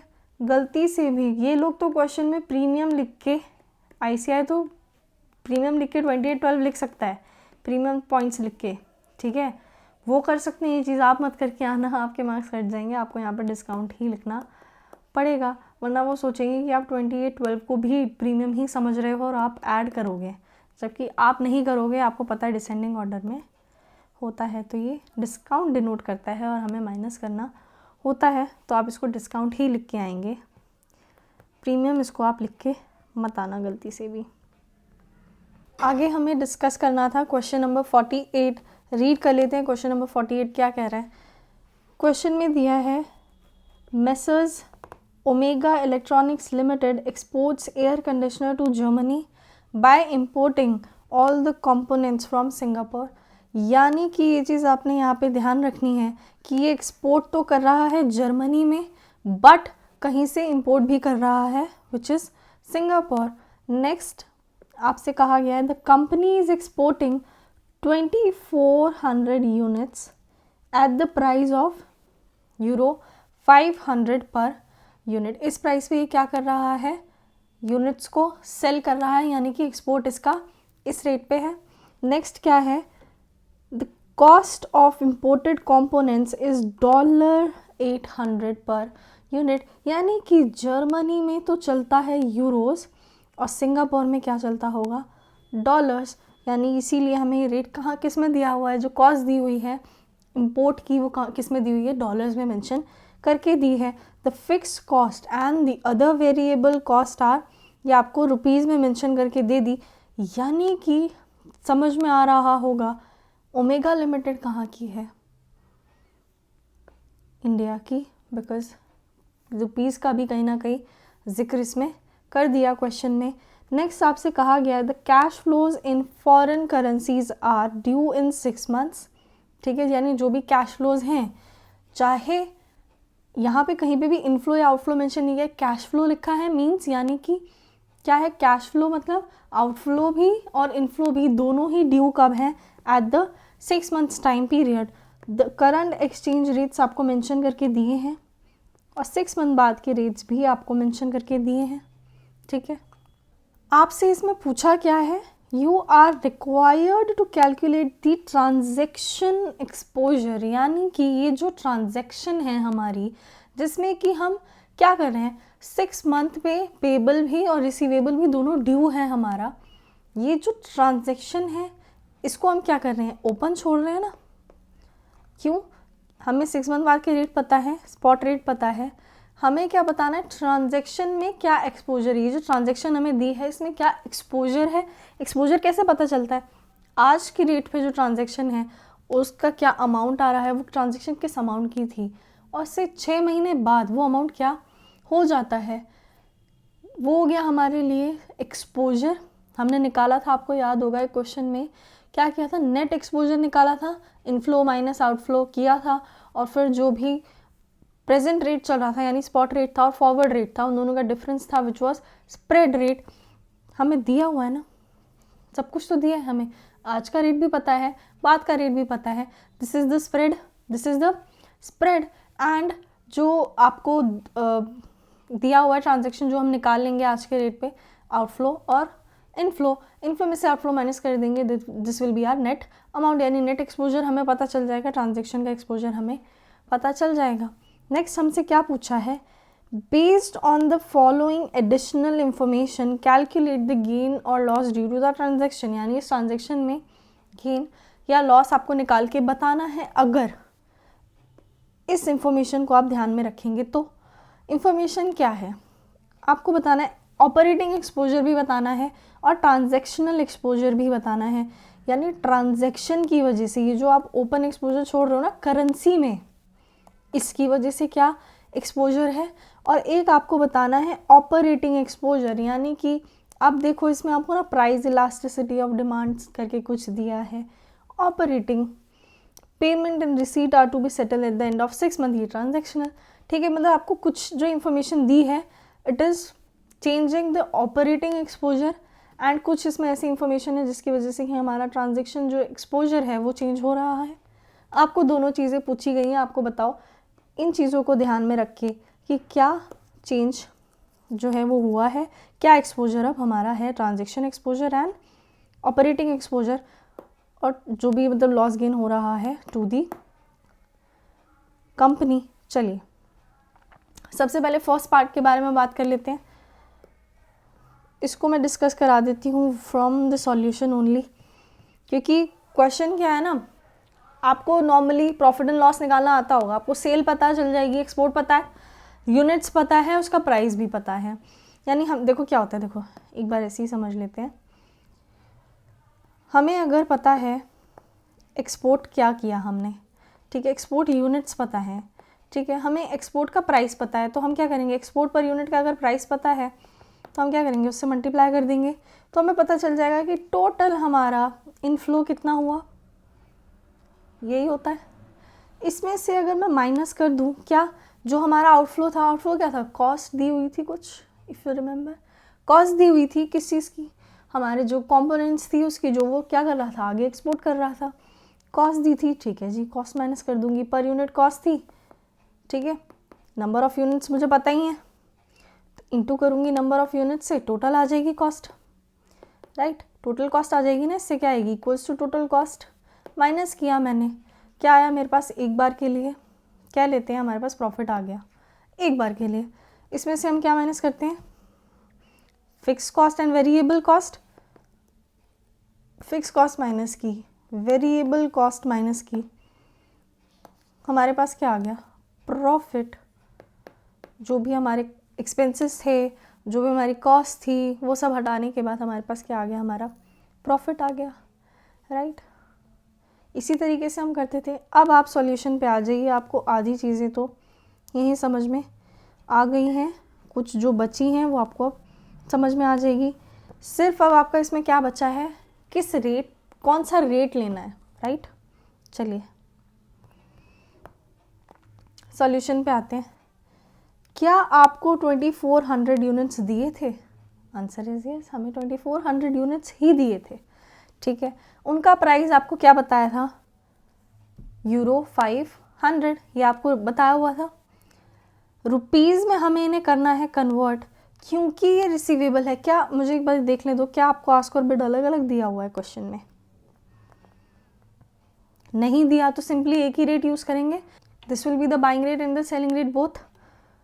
अगर दिया है दोनों अलग अलग तो फिर तो हमें अलग अलग करना पड़ेगा, अदरवाइज हमें क्या करना पड़ेगा, देखो तो इसमें अलग अलग दिया हुआ है, तो मैं आपको बता देती हूँ कौन सा रेट हमें कंसिडर करना है। देखो यहीं से समझ लो, रुपीज़ एंड यूरो का रेट था, कन्वर्ट करना था। यूरोस क्या है, हमें रिसीवेबल है, यानी हम बैंक को देंगे वो यूरोस, और लेंगे क्या उसके बदले में, रुपीज़। बैंक यूरो क्या कर रहा है, रिसीव कर रहा है, कौन सा रेट लगाएगा, बिड रेट लगा के देगा। चलिए बात कर लेते हैं।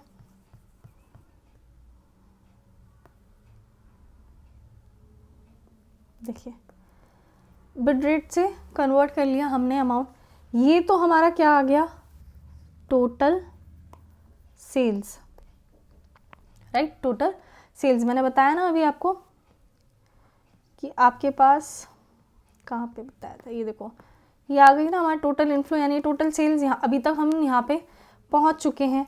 नेक्स्ट जो था वो क्या है हमारे पास, हमें क्या माइनस करी थी, हमने कॉस्ट माइनस करी थी। कॉस्ट क्या थी, $800, 800 को हम कन्वर्ट करेंगे, रेट कौन सा लगेगा, बिड रेट लगेगा। क्यों लगेगा, देखो सॉरी आस्क रेट लगेगा, क्यों लगेगा, बैंक से आप रुपीज़ बैंक को दोगे, डॉलर्स आप लेंगे, राइट। डॉलर्स जब आप देंगे, बैंक देगा जब आपको डॉलर्स, कौन सा रेट लगाएगा सेल करने के लिए, आस्क रेट लगाएगा। आई गेस आपको $1 का ही रेट दिया हुआ है, तो ये आपके पास लग गया आस्क रेट, ठीक है। ये कन्वर्ट हो गया तो हमारे पास क्या आ गई, कॉस्ट आ गई, यानी टोटल सेल्स में से टोटल कॉस्ट हमारी माइनस हो गई। और क्या माइनस करना होता है हमें, fix cost and variable cost. ये हमें सेपरेटली दी हुई थी, हमने कर दी माइनस। हमें अमाउंट दिया हुआ था ना, टोटल ही दिया हुआ था, रुपीज़ में ही दिया हुआ था, वो हमने माइनस कर दी। यहाँ पे ये प्लस साइन देख के ना कंफ्यूज मत होना, क्यों, क्योंकि देखो इन्होंने क्या किया है, ब्रैकेट लगाया है, सारी माइनस करने वाली चीज़ें जो हैं वो सब ऐड करके एक ही बार माइनस किए हैं, ठीक है। सारी जो माइनस होने वाली चीज़ें हैं वो एक ही बार ऐड करके माइनस की हुई हैं। आप चाहे तो इस तरीके से ब्रैकेट लगा के एक साथ ऐड करके भी माइनस कर सकते हो, वरना जैसे मैंने बताया total cost minus fix cost minus variable cost, आप इस तरीके से भी इसे लिख सकते हो। आंसर आपका गलत नहीं आएगा। इसका आपने इसको सॉल्व करा होगा, आपके पास आंसर आएगा 34,80,000। नेक्स्ट क्या है, एक्सचेंज रेट चेंज हो गए थे आफ्टर 6 मंथ्स। रेट तो वही, देखो सब कुछ सेम है, सब कुछ सेम है, बस चेंज क्या होगा आपका ये रेट, ठीक है। इसी को तो हम एक्सपोजर बोल रहे थे ना। ट्रांजैक्शन एक्सपोजर क्या है कि हम आज पे ना कॉन्ट्रैक्ट करके हम 6 महीने बाद जो वो ड्यू वाला अमाउंट है जो हम पे करना है या रिसीव करना है वो हम 6 महीने बाद कर रहे हैं। ये ट्रांजैक्शन थी क्या, सेल परचेज की। बट इसमें जो हमने ये 6 महीने डिले करा है चीज़ों को, वो क्या है हमारे लिए ट्रांजैक्शनल एक्सपोजर है, क्योंकि हमने कोई फॉरवर्ड कवर तो लिया नहीं है। तो ओपन एक्सपोजर पड़ा हुआ है, आपसे पूछा कितना है, बता दिया, दोनों का डिफरेंस आ गया हमारे पास ट्रांजैक्शनल एक्सपोजर। चलिए एक चीज़ और, इसमें कंफ्यूज नहीं होना, रेट 6 मंथ बाद का यहाँ पे बिड ही लगा होगा, ये भी आस्क ही रहा होगा, बस 6 मंथ बाद का रेट यहाँ पे कंसिडर किया। यानी कि हमने क्या किया, एक देखा करंट एक्सचेंज रेट पे, एक देखा जो चेंज होके एक्सचेंज रेट आ गए थे उस पर, 6 मंथ बाद वाले जो रेट थे उन पे देखा, हमें पता चल गया दोनों का डिफरेंस हो गया ट्रांजैक्शनल एक्सपोजर। ये क्वेश्चन इंपॉर्टेंट क्वेश्चन है, आपको एग्ज़ाम्स में भी देखने के लिए कई बार मिला है ये क्वेश्चन, रिसेंटली भी और पहले भी, ठीक है। क्वेश्चन इंपॉर्टेंट है, आपको आना चाहिए किस तरीके से आपने इसे सॉल्व करना है। बेसिक जैसे हम लोग इकोनॉमिक्स भी कभी पढ़ी होगी ना, जिसने 12th में, उसे भी पता होगा कि टोटल सेल्स में से टोटल कॉस्ट माइनस करनी होती है, फिक्स कॉस्ट माइनस करनी होती है, वेरिएबल कॉस्ट माइनस करनी होती है, तब हमारे पास नेट जो है वो ट्रांजैक्शन हमारे पास आएगा, क्या पेबल है क्या रिसीवेबल है, सब चीज़ें पता होगी आपको। ये चीज़ें यहाँ तक, ये पार्ट हमारा सॉल्व हो गया। This was the first part. Second part में आपको क्या पूछा था, आपसे ऑपरेटिंग एक्सपोजर भी पूछा था और ट्रांजैक्शनल एक्सपोजर भी पूछा था। दोनों चीज़ें आपसे पूछी गई थी और कुछ कंडीशंस भी आपको बताई गई थी, जिसमें से कि कुछ तो उन्होंने रेट चेंज करवाया था, एक बार पढ़ लेते हैं उसे भी।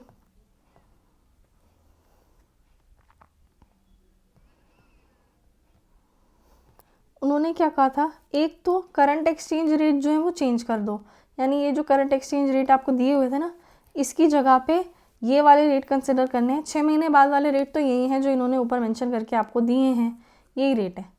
6 महीने बाद वाले जो रेट्स हैं वो चेंज नहीं करने हैं। ये जो करंट एक्सचेंज रेट्स दिए हुए हैं ना, इसके बदले में आपको ये वाला अमाउंट मेंशन करके दिया हुआ है। ऑल्सो आपको दी है price elasticity of demand which is estimated to be 1.5, जिसको कि आपने पढ़ा होगा इकोनॉमिक्स में, जो कि क्या है, मतलब इसका ये सिंपल सा मतलब है कि अगर प्राइस गिरा तो डिमांड बढ़ती है, प्राइस गिरता है तो डिमांड बढ़ती है। किस रेट से, 1.5 से। बस इसका मतलब इतना ही सिंपल सा है कि अगर प्राइस गिरा तो उस प्राइस गिरने के 1.5 टाइम्स जो है डिमांड बढ़ती है, ठीक है। नेक्स्ट आपको दिया है payment and receipts are to be settle at the end of 6 months. ये चीज़ हमें पहले से भी पता थी, ठीक है। और एक चीज़ और आपको क्वेश्चन में दी हुई है कि जो कॉन्ट्रैक्टेड प्राइस है ऑफ एयर कंडीशनर वो कितना है, 25,000 रुपीज़। वो आपको ऑलरेडी इन्होंने मेंशन करके दे दिया है। यानी कि आप जो कर रहे थे ना, 2400 यूनिट्स थी, ठीक है। उसके बाद आप क्या लिखते थे, सबसे पहले आप निकालते थे कि जो यूनिट्स का प्राइस है वो यूरोज़ में कितना है, 500 per unit, right, 500 euros per unit का प्राइस है, ठीक है। इसको हम कन्वर्ट करते थे, बिड रेट यूज़ करके हमने कन्वर्ट किया था ना, 51.50 को यूज़ करके हमने कन्वर्ट किया था। यहाँ पे आपको ये बिड रेट लेके कन्वर्ट करने की ज़रूरत नहीं है, क्यों, क्योंकि आपको ऑलरेडी रुपीज़ में उसका प्राइस दे दिया है। यानी अब आपको 2400 इंटू रुपीज़ 25,000 डायरेक्टली करना है। ये चीज़ करने की, प्रोसेस करने की आपको ज़रूरत नहीं है। फटाफट से अब इसका जो सॉल्यूशन है सेकंड पार्ट का, वो भी हम डिस्कस कर लेते हैं। उसमें भी अब ऐसा कुछ है नहीं।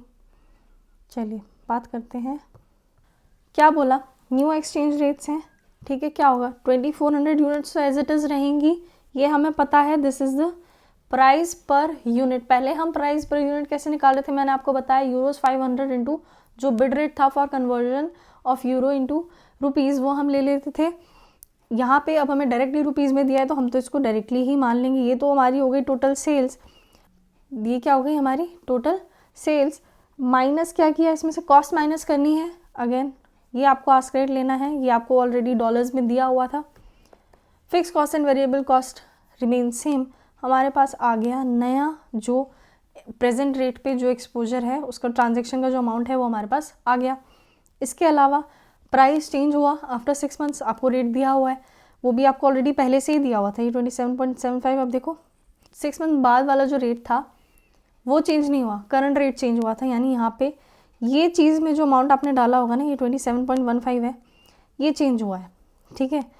ये 25,000 अगर आपको डायरेक्टली नहीं दिया हो तो आपको क्या करना पड़ेगा, वही यूरो 500 इंटू अब जो नया रेट दिया है ना उसके बिड रेट पे चेंज करना होता है, बट आपको नहीं, आपको डायरेक्टली दे दिया तो आपको ये चीज़ नहीं करनी पड़ेगी, ठीक है। ये हमने क्या किया, 25,000 अगेन वही था हमारे पास, क्या है, ये सेल्स है, इसमें से हमने कॉस्ट माइनस की, variable cost and fix cost minus की, हमारे पास नया अमाउंट आ गया। अब आप देखो प्रॉफिट में हुआ है डिक्लाइन, प्रॉफिट में हुआ है decline due to this Q. देखो एक्सपोजर देखो ये था, ये हो गया, ठीक है। ट्रांजैक्शन का अमाउंट कितना था, ये था, अब कितना हो गया, रेट चेंज होने की वजह से ये अमाउंट हो गया, यानी प्रॉफिट क्या हो गया, इस अमाउंट से कम हो गया, ठीक है। अब देखिए आपसे नेक्स्ट क्या था, आपसे ऑपरेटिंग एक्सपोजर भी पूछा गया था। ऑपरेटिंग एक्सपोजर के लिए क्या बात थी, देखो अब कोई करंट एक्सचेंज रेट दिया हुआ था 51.50 और अब आपको बोला करंट एक्सचेंज रेट आपका चेंज हो गया टू 51.75 हो गया है, ठीक है। तो आप क्या बोलोगे, इस एक्सचेंज रेट की वजह से प्राइस कितना डिक्लाइन हुआ ऑफ द प्रोडक्ट, क्योंकि आपको क्या प्राइस दिया हुआ है 25,000 फिक्स करके रुपीज़ में दिया हुआ है, क्या दिया है 25,000 फिक्स करके दिया हुआ है ना उन्होंने, तो फिक्स करके दिया है, यानी कि अगर उसे रेट्स जो हम लेते यूरोज़ में कन्वर्ट, यूरोज़ को जब हम रुपीज़ में कन्वर्ट करते तो हम कौन सा रेट लेते, बिड रेट लेते। सिमिलरली अगर हमें रुपीज़ को भी यूरोज़ में कन्वर्ट करना है, अब रेट किसका मेंशन किया है, यूरोज़ का। यूरोज़ क्या होंगे, आप क्या कर रहे हो, यूरोज़ बैंक को बेचोगे, बैंक को बेचोगे, बैंक क्या करेगा, खरीदेगा, खरीदेगा तो कौन सा रेट लेगा, बिड रेट लेगा। यानी अब आप अगर इस अमाउंट को फिर से बिड रेट पे चेंज करके देखोगे तो आपको क्या कह रहे हो कि अगर रेट चेंज नहीं हुआ था तो पर यूनिट प्राइस कितना था, यूरो 485.44 होता। अगर ये 25,000 का जो केस था हमारा कि 25,000 रुपीज़ फिक्स कर दिया आपने, एयर कंडीशनर का प्राइस रुपीज़ में फिक्स करा है, तो डॉलर का प्राइस कितना होता, इतना होता। लेकिन क्योंकि आपने करंट रेट अब चेंज हो गया है, तो करंट एक्सचेंज रेट अगर चेंज हो गया तो प्राइस कितना हो गया 483, यानी प्राइस क्या हो गया, गिर गया। प्राइस क्या हो गया, गिर गया। प्राइस गिरा तो आपसे क्या बोला था कि उसका 1.5 टाइम्स क्या होगा, डिमांड इंक्रीज होगी, यानी कि देखो प्राइस कितना गिरा, ये आपकी परसेंटेज टर्म्स में इन्होंने निकाल लिया। परसेंटेज टर्म्स में कैसे निकाला होगा, क्या लिया होगा बेस में 485.44 आप करके देख लो, 480 ये आपको दिया 2.35 दोनों का डिफरेंस है, 485.44 इंटू 100 आप करेंगे, आपके पास आएगा 0.48%। ये मैंने आपको बता दिया था कि बेस में कौन सा अमाउंट कब लेना होता है, फिर भी चलो एक बार रिपीट कर देती हूँ, क्योंकि हमने देखना था कि कितना प्राइस गिरा है, तो गिरा किसके रिस्पेक्ट में, बड़े अमाउंट के रिस्पेक्ट में ही तो देखोगे ना कि कितना गिरा है। बड़ा अमाउंट कौन सा है, 485.54 यूरोस, यानी यहाँ पे परसेंटेज निकालने के लिए हमें बेस में क्या लेना पड़ेगा, ये वाला अमाउंट लेना पड़ेगा। अब आपने ये बेस में लिया, प्राइस इलास्टिसिटी ऑफ डिमांड आपको दी है 1.5%, यानी अगर प्राइस इससे इस परसेंटेज से गिरा, इसके 1.5 टाइम से क्या होगा, हमारी जो डिमांड है वो इंक्रीज़ हो जाएगी, यानी कि अब 2400 यूनिट्स की जगह आपको और 0.72% ऑफ 2400 यूनिट्स जो है वो इंक्रीज़ हो जाएगा। ये हमने इंक्रीज़ करके आपकी नंबर ऑफ़ यूनिट्स ये आ गई हैं। अब आपको बिल्कुल सेम यूनिट्स बस चेंज करनी है, और आपने क्या देखना है, 25,000 तो हमारा ऑलरेडी प्राइस था, इन रुपीज़ डिसाइडेड था, ये हमें पता था कॉस्ट है हमारी। आफ्टर 6 मंथ्स 27.75 रेट चल रहा था, राइट, ये रेट चल रहा था, हमने माइनस किया और फिक्स कॉस्ट और वेरिएबल कॉस्ट, इसमें से तो हमारे पास बच के आ गया प्रॉफिट, यानी कि there is decrease in profit. कैसे एक्सचेंज, एक्चुअली में क्या था एक्सपोजर हमारे पास 1872,000 ये था ना हमारे पास एक्सपोजर। अब देखो कहाँ दिया हुआ था, ये रहा, ये 1872 था आज करंट एक्सचेंज रेट पे, ठीक है, और कितना हो गया है ये प्रॉफिट 725 100, यानी there is a decrease in profit due to operating exposure, right. चलिए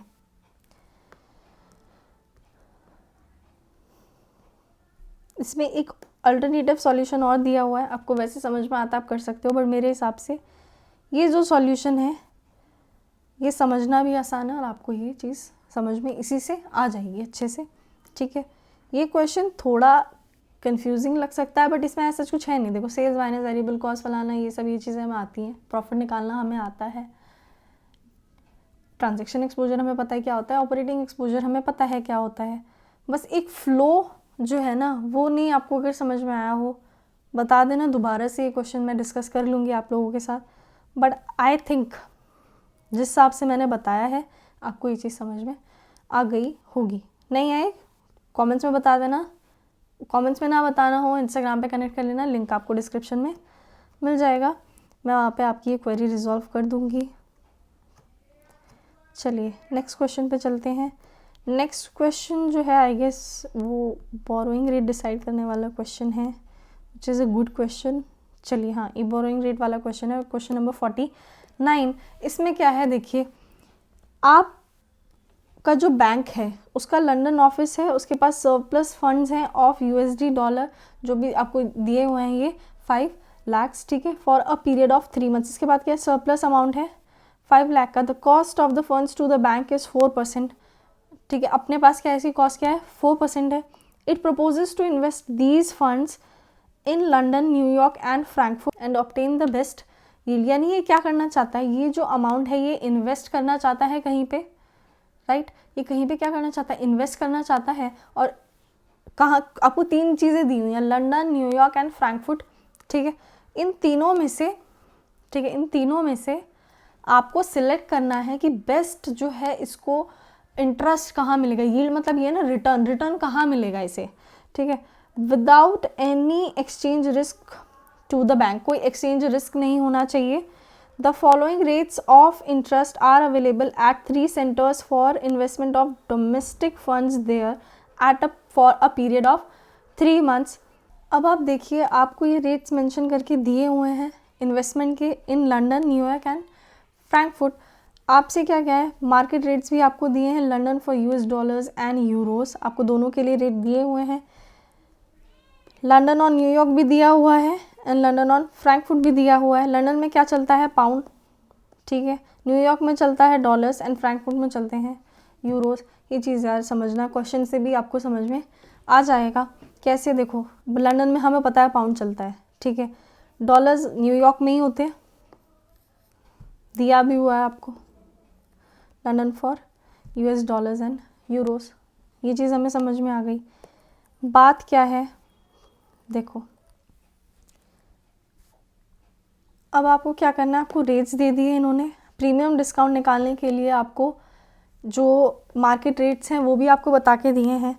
आपको बताना है बेस्ट इन्वेस्टमेंट कौन सी है एंड जो नेट गेन है वो क्या होने वाला है to the bank on the invested fund. इसको करने के 2 तरीके हैं वैसे, ठीक है, बट क्योंकि इसमें पूछा गया है नेट गेन भी आपसे, तो मैं तो अमाउंट के साथ ही कंसिडर आपसे करवा दूंगी। या तो फिर क्या होता है, देखो 2 तरीके क्या हो सकते हैं, एक तो आप करेक्ट अमाउंट में बता दो, ठीक है, 2 तरीके क्या हो सकते हैं, या तो करेक्ट अमाउंट में बता दो कि कहाँ पे कितना रिटर्न आ रहा है, अमाउंट में निकालो और फिर आप बता दो कि भाई ये हमारा अमाउंट में क्या आ रहा है, रिटर्न निकल के आ रहा है, कंपेयर करो, अब बताओ सबसे ज़्यादा रिटर्न यहाँ पे ये बेस्ट यील्ड दे रहा है, यहाँ पे आपको इन्वेस्टमेंट करनी चाहिए। दूसरी चीज़ आप क्या कर सकते हैं कि आप परसेंटेज में निकाल लो, ठीक है। अगर आपसे नेट गेन नहीं पूछा होता ना, मेरे से अगर ये क्वेश्चन में नेट गेन नहीं पूछा होता अमाउंट में, मैं क्या करती, सिर्फ जो परसेंटेज रिटर्न है वो मैं देख लेती। यहाँ पे 5% है, यहाँ पे 8 है, यहाँ पे 3 है, बट ऐसा हो सकता है कि न्यूयॉर्क में इन्वेस्ट करूँ तो मुझे न्यूयॉर्क की जो करेंसी है उसमें चेंज करना पड़ेगा अमाउंट, और जब मुझे चेंज, देखो न्यूयॉर्क में है तो देखो 5 लाख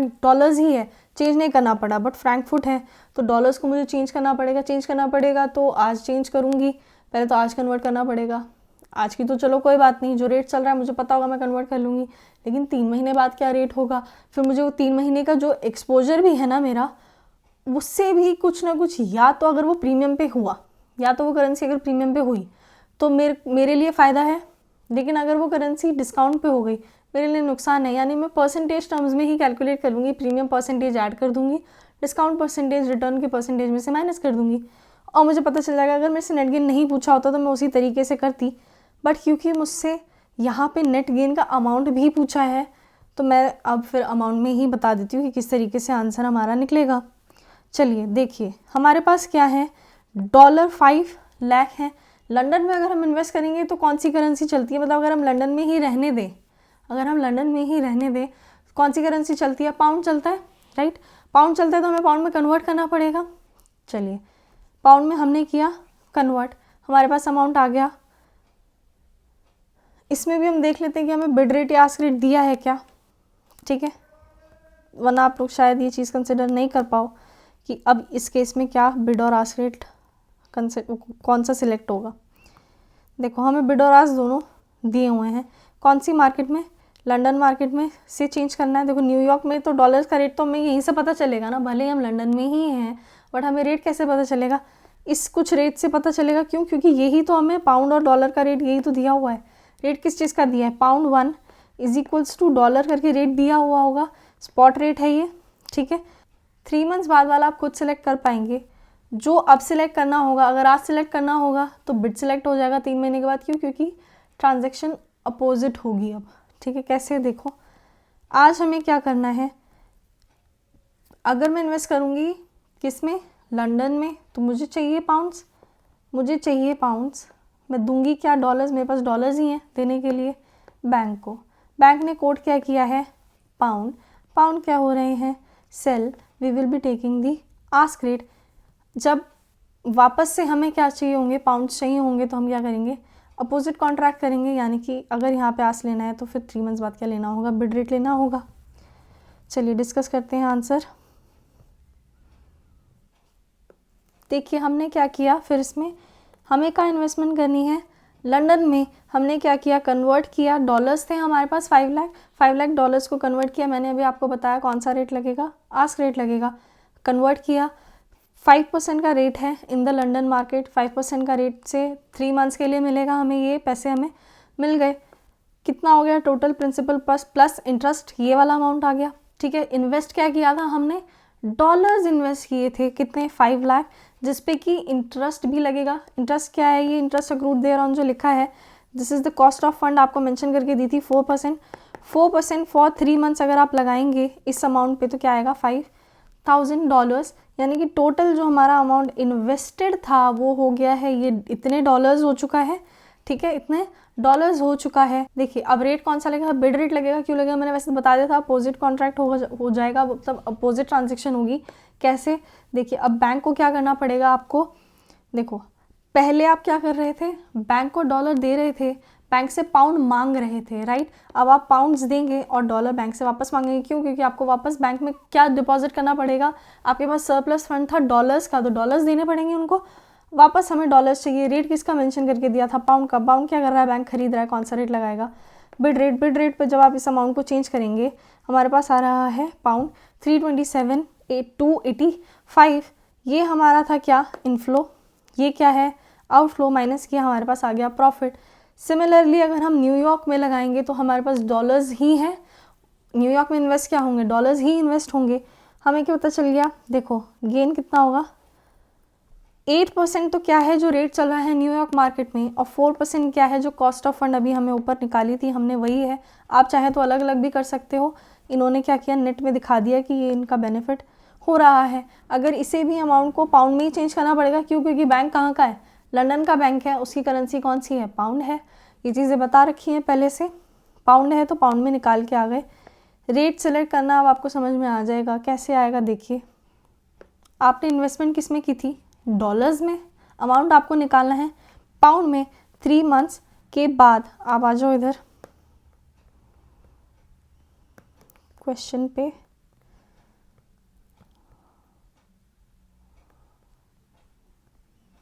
देखिए ये आपको रेट्स दिए हुए हैं, ठीक है, ये रेट्स थे पाउंड एंड डॉलर के लिए। अब आपको करना क्या है, डॉलर में ही आपने इन्वेस्टमेंट कर दी, बट आपको बस पाउंड में चेंज करके बताना है कि कितना अमाउंट आएगा। यानी कि आप क्या सिलेक्ट करेंगे यहाँ पे, कायदे से अगर आप क्या बोलोगे कि बैंक को अगर मुझे डॉलर्स दे के पाउंड लेने हों तो जो रेट लगेगा उसी पे कन्वर्ट करूँगी, उसी पे कन्वर्ट करूँगी ना। डॉलर्स है ना आपके पास, तो आप डॉलर्स ही बैंक को दे पाओगे और रिसीव क्या करेंगे, पाउंड।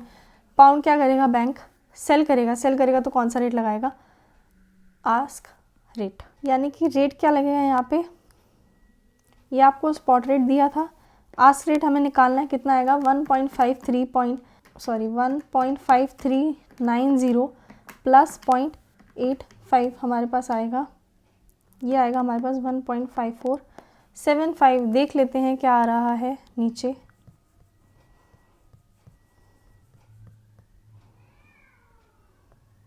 देखिए कन्वर्ट किया इन्होंने 1.5475 के रेट से कन्वर्ट किया, हमारे पास पाउंड्स आ गए। आई होप आपको ये जो चेंज करना था ये समझ में आ गया होगा कि कौन सा रेट लेना है, आज क्यों लिया, जो हमारे पास है वही हम बैंक को दे सकते हैं और अदर करेंसी रिसीव कर सकते हैं। तो हमने यहाँ पे पाउंड्स जो हैं वो रिसीव किए, तो बैंक ने पाउंड सेल किए, पाउंड का रेट दिया था तो कौन सा लगेगा, आस्क रेट लगेगा।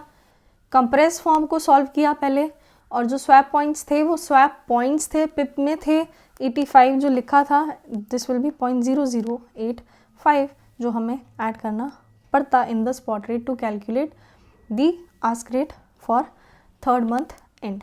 चलिए फ्रैंकफुट में अगर आप इन्वेस्टमेंट करेंगे तो आपको चेंज करना पड़ेगा यूरोज़ में। आस्क रेट बिड रेट कैसे सिलेक्ट करना है, होप आप लोगों को इतना तो अब समझ में आ ही गया होगा।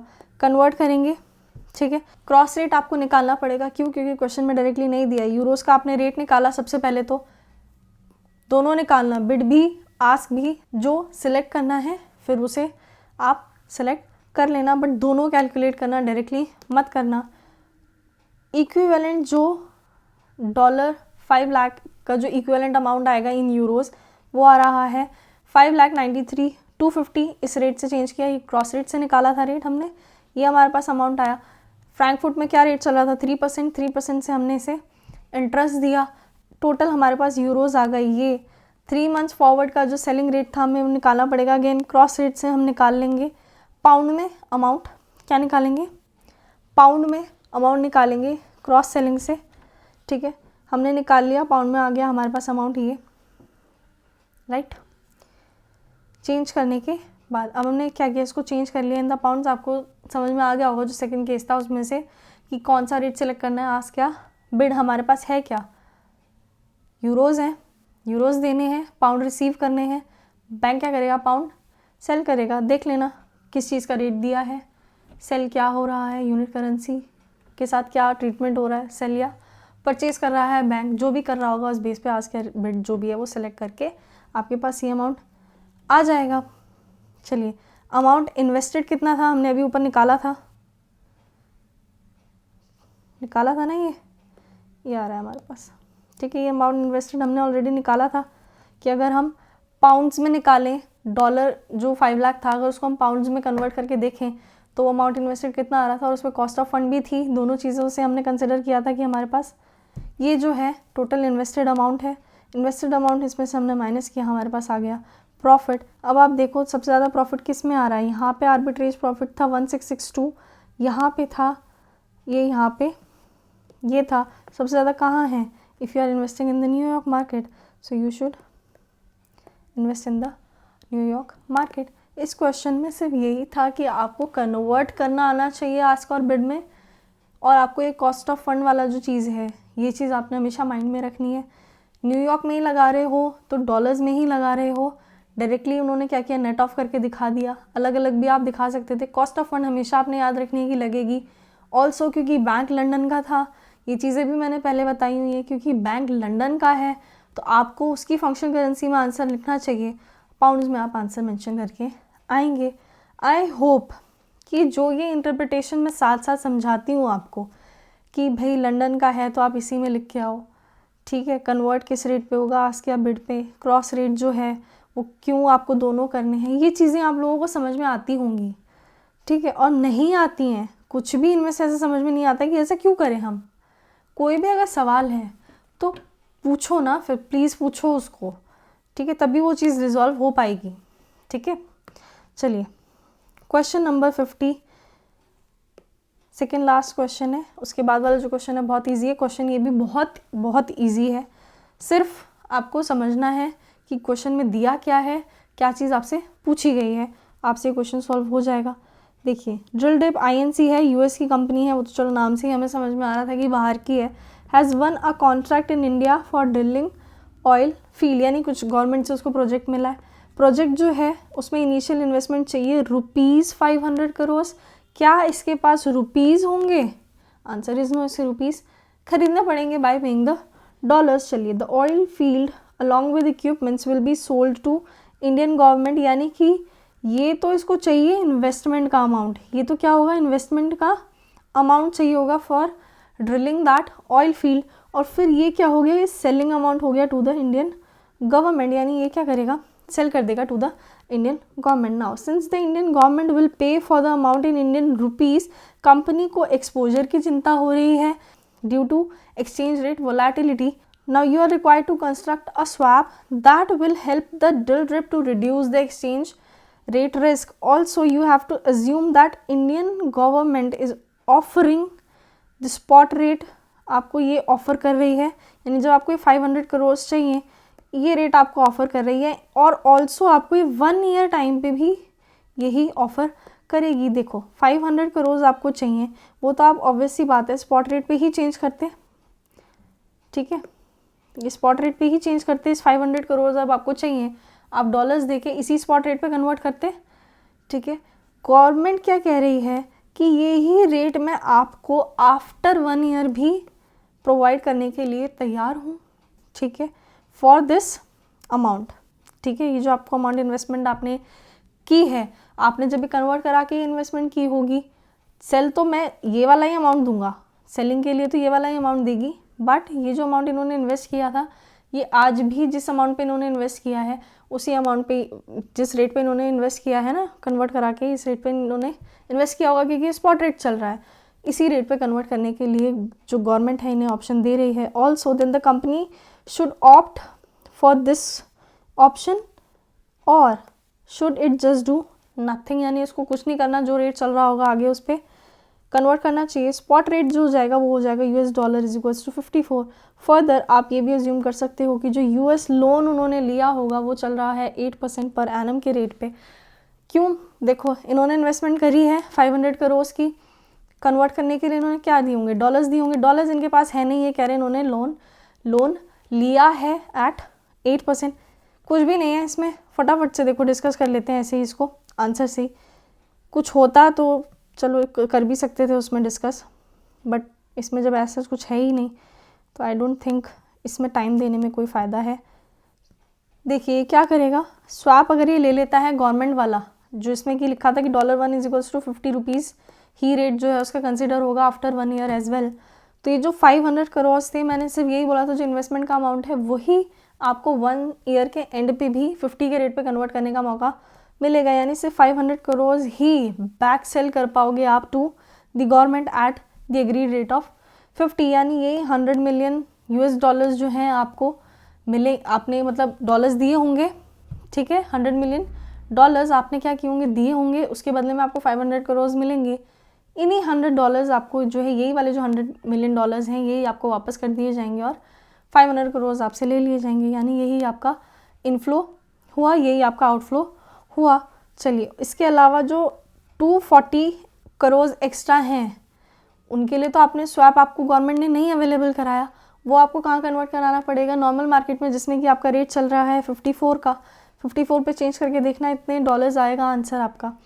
इंटरेस्ट भी लिया लगेगा, क्यों, आपने 100 मिलियन का लोन लिया होगा, $100 मिलियन का आपने क्या लिया होगा, लोन लिया होगा, इस पर आपका 8% का इंटरेस्ट भी है। चाहे तो आप इसको यहाँ पे भी लिख सकते थे, एक आपका ये है आउटफ्लो, ठीक है, एक आपका ये आउटफ्लो है, ये आपका इनफ्लो है, माइनस करके देख लो, आपके पास आ रहा है net receipts of $36.44 million. Also अगर आप स्वैप नहीं लेते, आप जो है स्पॉट रेट पे पहले कन्वर्ट कराया होगा आपने, तो वो तो 50 था, स्पॉट रेट तो 50 था, कन्वर्ट कराया $100 मिलियन आ गए। आप पूरा का पूरा 740 जो आपने छोड़ दिया भगवान भरोसे, जो रेट चल रहा है कितना, ₹54 चेंज करो, आपके पास अमाउंट आएगा।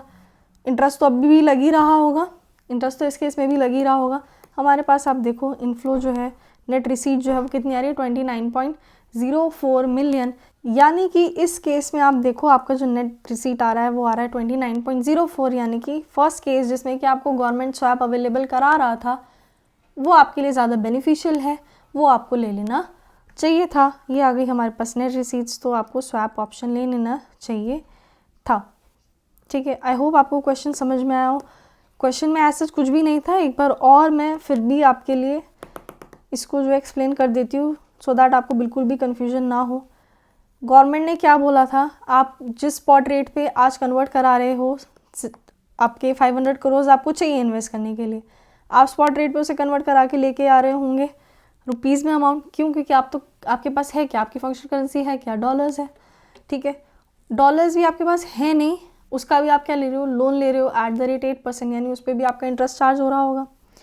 ऑल्सो गवर्नमेंट क्या कह रही है, जो आप इन्वेस्टमेंट के लिए 500 करोड़ लेके आ रहे हो, ठीक है, डॉलर्स को पे करके $1 = ₹50, ये स्पॉट रेट चल रहा है, इसी पे आप कन्वर्ट करके लेके आ रहे होंगे। दोनों जगह आपने लिखा है यही, ठीक है, कन्वर्ट करके 100 मिलियन US ये इनको पे करने पड़े होंगे, तब जाके इन्हें क्या मिले होंगे, ₹500 करोड़ मिले होंगे।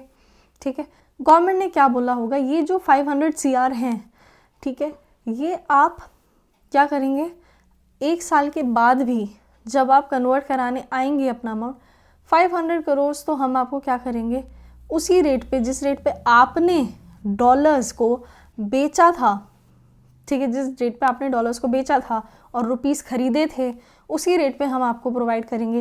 यानी कि 500 हम आपको 50 के रेट पे ही चेंज कराने देंगे। हमने कहा ये हमारा इन्फ्लो हो गया, और बाकी का जो बचा हुआ अमाउंट है 240 का, टोटल कितना दे रही थी गवर्नमेंट इसको, ₹740 करोड़ दे रही थी, राइट, 740 करोड़ दे रही थी ना। 740 करोड़ जो है ये, इसमें से 500 तो आपको उसने क्या कहा था, स्पॉट रेट पे हमें चेंज करने देंगे, तो स्पॉट रेट था 50, उसी पे चेंज करने दिया, हमारे पास अमाउंट आ गया। लेकिन जो बाकी के बचे हुए हैं वो तो उसके लिए तो फॉरवर्ड कवर जो है आपने लिया नहीं है, आपने छोड़ दिया ऐसे ही। 54 का रेट होगा, एक्सपेक्टेड है ये, तो इनफ्लो कितना हो जाएगा, $44.44 मिलियन। नाउ इंटरेस्ट आपको पता ही है, वो तो लगना ही लगना है, क्योंकि आप क्या लेके आए थे, $100 मिलियन US का लोन लेके आए थे, ये इंटरेस्ट लगा। और सेकेंड केस में क्या हो गया, बस कि आपने कुछ भी जो गवर्नमेंट के साथ जो स्वैप का वो था, ट्रांजेक्शन था, उसमें आपने नहीं एंटर किया, आपने कुछ भी नहीं किया, आपने बोला 740 करोड़ जब रिसीव होंगे जो एक्सपेक्टेड रेट है उसी पे चेंज हो जाएंगे। हमें गवर्नमेंट से ये हेल्प नहीं चाहिए कि स्वैप रेट 50 पे ही वो हमें चेंज करने का मौका दे 500 करोड़ को। यानी पूरा का पूरा जो यहाँ पे ऊपर तो क्या हो रहा था, सिर्फ 240 करोड़ ओपन था, यहाँ पे पूरा का पूरा 740 करोड़ ओपन पड़ा है, यानी 54 के रेट से चेंज किया तो हमारे पास ये अमाउंट आया है। यहाँ पे नेट रिसीट्स कम आ रही हैं, तो ये वाला जो ऑप्शन है ये हमें सिलेक्ट नहीं करना, हमें ऑप्शन ए जो है जिसमें कि हम गवर्नमेंट का स्वैप एक्सेप्ट कर रहे थे वही रेट हमने सिलेक्ट करना है। नेक्स्ट क्वेश्चन है नॉस्ट्रो वॉस्ट्रो का। वैसे तो देखो आप खुद भी अगर उसे करोगे ना तो आपको वो समझ में आ जाएगा, क्योंकि उसमें ऐसा कुछ है नहीं, ठीक है। जो थी भी ट्रांजैक्शंस वो मैंने आपको कॉन्सेप्ट वीडियो में साथ साथ समझा भी दी थी, बट स्टिल क्वेश्चन है, डिस्कस करने हैं, एक बार के लिए बता देती हूँ। हमें क्या क्या बताना है, एक तो हमें चीज़ें दी हुई हैं कुछ, फिर हमें कुछ ट्रांजैक्शंस दी हुई हैं। हमसे क्या पूछा है, एक तो एक्सचेंज पोजीशन के बारे में पूछा होगा कि क्या हमारी एक्सचेंज पोजीशन चल रही है इस टाइम पीरियड पे। एक हमसे पूछा होगा कि नॉस्ट्रो अकाउंट का क्या हाल है, ठीक है, नॉस्ट्रो अकाउंट का क्या हाल है। चलिए पहले एक बार ट्रांजैक्शन डिस्कस करते हैं फटाफट से। चलिए, balance in the nostro account credit. आपको पता है नॉस्ट्रो अकाउंट एक बैंक अकाउंट है। बैंक अकाउंट का क्रेडिट बैलेंस का मतलब क्या होता है, पॉजिटिव बैलेंस, यानी कि यहाँ पे नॉस्ट्रो अकाउंट का पॉजिटिव बैलेंस चल रहा है, कितना, 1 लाख, ठीक है। क्रेडिट बैलेंस आप लिख सकते हो, यहाँ पे आप क्रेडिट लिख लो, यहाँ पे डेबिट लिख लो। चलो, वैसे मैं आंसर से डिस्कस कराऊंगी। ये क्वेश्चन ना पेपर में आया था अभी नवंबर 24 में। इसका जो सॉल्यूशन है, कई बच्चों ने डेबिट, क्रेडिट, ओवरब्रॉट, अंडरब्रॉट, ये सारी चीज़ें लिखी, परचेज, सेल, ये सब भी लिखा था, बट मार्क्स ना डिडक्ट हुए हैं। तो मैं तो यही सजेस्ट करूँगी कि जिस तरीके से इन्होंने आंसर में जो जो वर्डिंग्स यूज़ करी हैं फॉर प्रेजेंटिंग, आप वही वर्डिंग्स यूज़ करना, इसके अलावा कुछ मत लिखना। ये अभी बस जो मैंने अभी डेबिट क्रेडिट लिखाया है, ये सिर्फ मैं अभी क्वेश्चन समझाने के लिए लिखवा रही हूँ। जो भी आंसर में लिखा होगा हम उसे ही फाइनल कंसिडर करेंगे, उसे ही हम मेंशन करके आएंगे। इन आर सोल्यूशन, अगर ये एग्ज़ाम में क्वेश्चन पूछा जाता है तो। चलिए, ये मैंने आपको कहा क्रेडिट बैलेंस है 1 lakh. Opening position overbought. Overbought का मतलब क्या होता है? ज़्यादा खरीद के रखा है, ज़्यादा खरीद के रखा है, यानी एक्सचेंज पोजीशन का भी पॉजिटिव बैलेंस है ऑफ 50,000। नाउ आपसे कहा है you have purchased a bill on Zurich, ठीक है, परचेज किया बिल, यानी कि आपकी कुछ एक्सचेंज पोजीशन बढ़ रही होगी, तो एक्सचेंज पोजीशन में तो ये अमाउंट क्या हो रहा होगा? ऐड हो रहा होगा। बट क्योंकि ये बिल है, आज इसमें कोई ट्रांजैक्शन नहीं हुई है, आज कुछ नहीं हुआ। बिल जब हम प्रेजेंट कर देंगे, जब एक्चुअल में पैसे आ जाएंगे नॉस्ट्रो अकाउंट में, तो तभी ट्रीटमेंट होगा, यानी इसका नॉस्ट्रो अकाउंट में तो कोई ट्रीटमेंट नहीं होगा। नेक्स्ट आपको बोला है सोल्ड फॉरवर्ड टीटी, ठीक है, सेल करी है, एक्सचेंज पोजीशन में से क्या होगा? माइनस होगा, ये 60,000, ठीक है। जो फॉरवर्ड है, फॉरवर्ड वर्ड लिखा है, यानी आज अभी भी कुछ नहीं हुआ, तो नॉस्ट्रो अकाउंट में तो कुछ भी ऐड या सब्सट्रैक्ट नहीं होगा। फॉरवर्ड परचेज का कॉन्ट्रैक्ट कैंसिल हो गया, यानी कि परचेज करना था, जब परचेज करने का कॉन्ट्रैक्ट किया होगा, हमने क्या किया होगा? एक्सचेंज पोजीशन में ऐड किया होगा, यानी यहाँ पे तो हमें ये माइनस करना पड़ेगा, यहाँ पे तो हमें क्या करना पड़ेगा? ये माइनस करना पड़ेगा। बट जब हमने फॉरवर्ड परचेज की होगी, क्या हमने नॉस्ट्रो अकाउंट में कुछ ट्रीटमेंट किया होगा? Answer is no. क्यों? क्योंकि फॉरवर्ड है, आज कुछ नहीं हो रहा, जब होगा तब नॉस्ट्रो अकाउंट में ट्रीटमेंट होता। कैंसिल भी हो जाएगा तो हमें कोई फ़र्क नहीं पड़ता, क्योंकि हमने पहले भी इसका कुछ ट्रीटमेंट नहीं किया है। Next is remitted by TT, यानी आज ही हुआ है अभी तो सब कुछ, यानी यहाँ पे ये अब भी यहाँ पे भी माइनस होगा, और जो नॉस्ट्रो अकाउंट था, क्योंकि यहाँ पे भी ट्रांजैक्शन एक्चुअली में हो चुका है, तो ये यहाँ पर भी माइनस होगा। नेक्स्ट आपको दिया ड्राफ्ट ऑन ज्यूरिच कैंसिल्ड, यानी कि आपने उन्हें दिया था एक डिमांड ड्राफ्ट, यानी कि वो डिमांड करते तो आपको पे करना पड़ता है, यानी आपने माइनस करा होगा एक्सचेंज पोजीशन में जब आपने वो डिमांड ड्राफ्ट दिया होगा, बट अब वो कैंसिल हो गया, यानी आपकी पोजीशन में तो ये ऐड होगा। बट क्या आपने जब डिमांड ड्राफ्ट दिया होगा ज्यूरिच को कि जब आप डिमांड करोगे हम आपको पैसे दे देंगे, क्या उन्होंने डिमांड की? अभी तक नहीं की, यानी नॉस्ट्रो अकाउंट में उस डिमांड ड्राफ्ट का तो एटलीस्ट कोई ट्रीटमेंट नहीं हुआ होगा। जब ट्रीटमेंट ही नहीं हुआ, क्या नॉस्ट्रो अकाउंट में कुछ अमाउंट आएगा? Answer is no. यहाँ पे ये चीज़ क्लोज हो जाती है। आपसे कहा है कि आपको मेंटेन करना है क्रेडिट बैलेंस इन स्विस फ्रैंक्स, ठीक है, नॉस्ट्रो अकाउंट में 30,000 का, और जो एक्सचेंज पोजीशन है वो ओवरब्रॉट होनी चाहिए बाय 10,000। सबसे पहले तो हम ये निकाल लेंगे कि अमाउंट आ कितना रहा है, नेट अमाउंट आ कितना रहा है, ओवरब्रॉट आ रहा है या अंडरब्रॉट आ रहा है, या यहाँ पे डेबिट बैलेंस आ रहा है या क्रेडिट बैलेंस आ रहा है। सबसे पहले हमें ये निकालना पड़ेगा। इसके लिए हम फटाफट से एक बार सॉल्यूशन पे चलते, जैसे उसमें दिया होगा उसी तरीके से आपको सॉल्व करके आना है। मैं अगेन रिपीट कर रही हूँ, देखो एक्सचेंज पोजीशन में इन्होंने लिखा है परचेज एंड सेल, आपको यही वर्डिंग्स यूज़ करनी है। यहाँ पे उन्होंने क्रेडिट एंड डेबिट लिखा है, जैसे मैंने लिखा था वही चीज़ आपको लिख के आनी है। वहाँ पे मैंने प्लस माइनस लिख दिया था which is purchase and sale only, but आप पूरा वर्डिंग लिख के आएंगे purchase and sale of Swiss francs. चलिए, सारी ट्रांजेक्शन हम समझ चुके थे, क्या चीज़ें ऐड होनी है, क्या चीज़ें माइनस होनी है। बात क्या थी? देखो नेट पोजीशन यहाँ पे क्या आई, आपका सेल ज़्यादा है, यानी ओवर सोल्ड है, ये अंडर ब्रॉट है एंड ओवर सोल्ड है बाय 5,000। आपको क्या चाहिए था कि आपकी जो पोजीशन है, देखो पहले एक बार ये भी डिस्कस कर लेते हैं। क्रेडिट बैलेंस ज़्यादा है, यहाँ पे क्या आ रहा है? क्रेडिट बैलेंस आ रहा है कितना? 25,000। देखो आपको नॉस्ट्रो अकाउंट में मेंटेन कितना करना था? 30,000 का बैलेंस आपको इंक्रीज़ करना पड़ेगा। 25,000 को 5,000 और होना चाहिए, इसमें 5,000 और होना चाहिए। जब आप नॉस्ट्रो अकाउंट में कुछ ट्रीटमेंट करेंगे तो क्या वो ट्रीटमेंट एक्सचेंज पोजीशन में होगी? देखो एक्सचेंज पोजीशन में तो सारी ट्रीटमेंट हो रही थी ना, हर चीज़ की ट्रीटमेंट हो रही है। अगर मैं नॉस्ट्रो अकाउंट में भी कुछ चीज़ ऐड या सब्सट्रैक्ट करना चाहूँ, कोई ट्रांजैक्शन करना चाहूँ with the help of nostro account, तो क्या वो ट्रीटमेंट एक्सचेंज में भी होगी? Answer is yes. तो सबसे पहले हम नॉस्ट्रो अकाउंट में चेंज करते हैं, ताकि देखो एक्सचेंज पोजीशन में ऐसे चेंजेस होते हैं जो करने के बाद भी हमारा नॉस्ट्रो अकाउंट में कोई इफेक्ट नहीं पड़ता। जैसे हमने देखा ये सारे ट्रांजैक्शन थे, कोई फ़र्क पड़ा क्या नॉस्ट्रो पे? Answer is no. लेकिन ये 75,000 का जो ट्रांजैक्शन था, क्या इसका फ़र्क एक्सचेंज पोजीशन पर पड़ा? Answer is yes. हमें चाहिए नॉस्ट्रो अकाउंट में हम चेंज करें जिसका कि इफेक्ट एक बार एक्सचेंज पोजीशन में भी चला जाए, फिर हम एक्सचेंज पोजीशन में ऐसा कुछ चेंज लाएंगे, ऐसी कुछ ट्रांजैक्शन करेंगे जिससे कि फ़र्क नहीं पड़ेगा नॉस्ट्रो अकाउंट में। हम क्या कर सकते हैं, नॉस्ट्रो अकाउंट में हमें और ज़्यादा क्या चाहिए, क्रेडिट बैलेंस चाहिए ऑफ 30,000 चाहिए था, यानी 5,000 से और ज़्यादा हमें बैलेंस चाहिए। तो हम क्या कर सकते हैं, सोचो अगर रेमिट कर दें बाय टीटी तो क्या होता है, बैलेंस कम हो जाता है। अगर हम रिसीव कर लें टीटी, ठीक है, बाय कर लें टीटी, तो क्या होगा, TT is telegraphic transfer. TT अगर हम बाय कर लें तो क्या नॉस्ट्रो अकाउंट में बैलेंस ऐड होगा, आंसर इज यस, क्योंकि आज ही हो रहा है, कोई फॉरवर्ड टीटी बाय नहीं किया हमने आज स्पॉट पे कराया बाय, चेंज आ जाएगा यानी प्लस हो जाएगा बैलेंस में, 25,000 प्लस 5,000 हो जाएगा हमारे पास। ये जो हमसे कहा गया था नॉस्ट्रो अकाउंट में 30,000 का बैलेंस होना चाहिए, क्या ये मेंटेन हो गया, आंसर इज यस। यही 5,000 का ट्रीटमेंट कहाँ हुआ होगा, एक्सचेंज में भी हो चुका होगा। एक्सचेंज की पोजीशन क्या थी, 5,000 ओवर सोल्ड थी, अब हमने बाय किया बाय 5,000, तो क्या हो गया होगा, नील इफेक्ट आ गया होगा।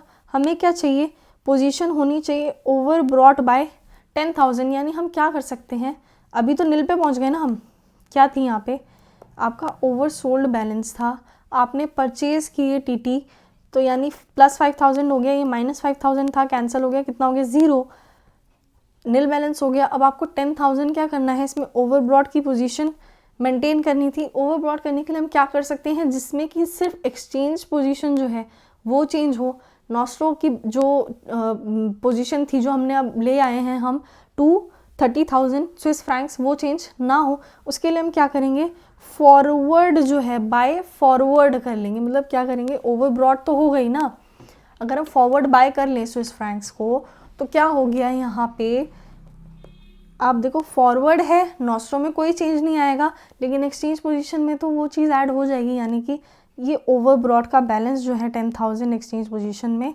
शो हो रहा होगा of Swiss Franks. I hope आपको ये जो क्वेश्चन है ये समझ में आ गया होगा, ठीक है। एंड विद दिस हमारा जो फॉरेक्स चैप्टर है वो ख़त्म हो जाता है with the concepts as well as questions, ठीक है। बस इसमें अब क्या बचा है, कुछ क्वेश्चंस थे, 5 से 7 क्वेश्चन है शायद, किस चीज़ के, करेंसी डेरिवेटिव के, जो कि मैंने आपको पहले ही बता दिया था कि मैं सॉल्व करवाऊंगी विद द डेरिवेटिव्स चैप्टर, जिसमें कि हम 3 पार्ट्स में उसे डिवाइड करेंगे, एक फ्यूचर, एक option and then currency derivative, जिसमें कि फ्यूचर एंड ऑप्शन दोनों होते हैं। वहाँ पे हम ये क्वेश्चन सेपरेटली डिस्कस कर लेंगे, ठीक है। आई होप आपको जो भी फॉरेक्स के कॉन्सेप्ट्स मैंने बताए, फिर मैंने आपको सारे क्वेश्चन सॉल्व करवाए, आपको सभी समझ में आ गए होंगे। मैंने अपनी तरफ से सारे क्वेश्चंस जो हैं एक बार करा दिए हैं, बट स्टिल आप भी एक बार अपनी तरफ से सारे ही क्वेश्चंस बिना आंसर देखे खुद इंटरप्रेट करके सॉल्व करना। जितना मैंने आपको इंटरप्रिटेशन बताई हैं उतनी भी अगर आपको याद रह जाती है, it is more than enough. आप कोई भी क्वेश्चन उठाएंगे आपसे वो सॉल्व हो जाएगा।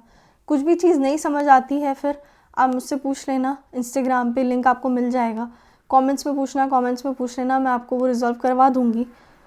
बट अगेन मैं यही बोलूँगी, चैप्टर बहुत इंपॉर्टेंट है, आप जब तक जितना इसमें आप ध्यान दे सकते हैं उतना आप ध्यान दीजिए। अभी ये जो बाय सेल रेट है, आस्क रेट है, बिड रेट है, ये सब चीज़ें ना आपको अभी समझ में आ रही होंगी, स्वैप पॉइंट समझ में आ रहे होंगे, सब कुछ समझ में आ जाएगा।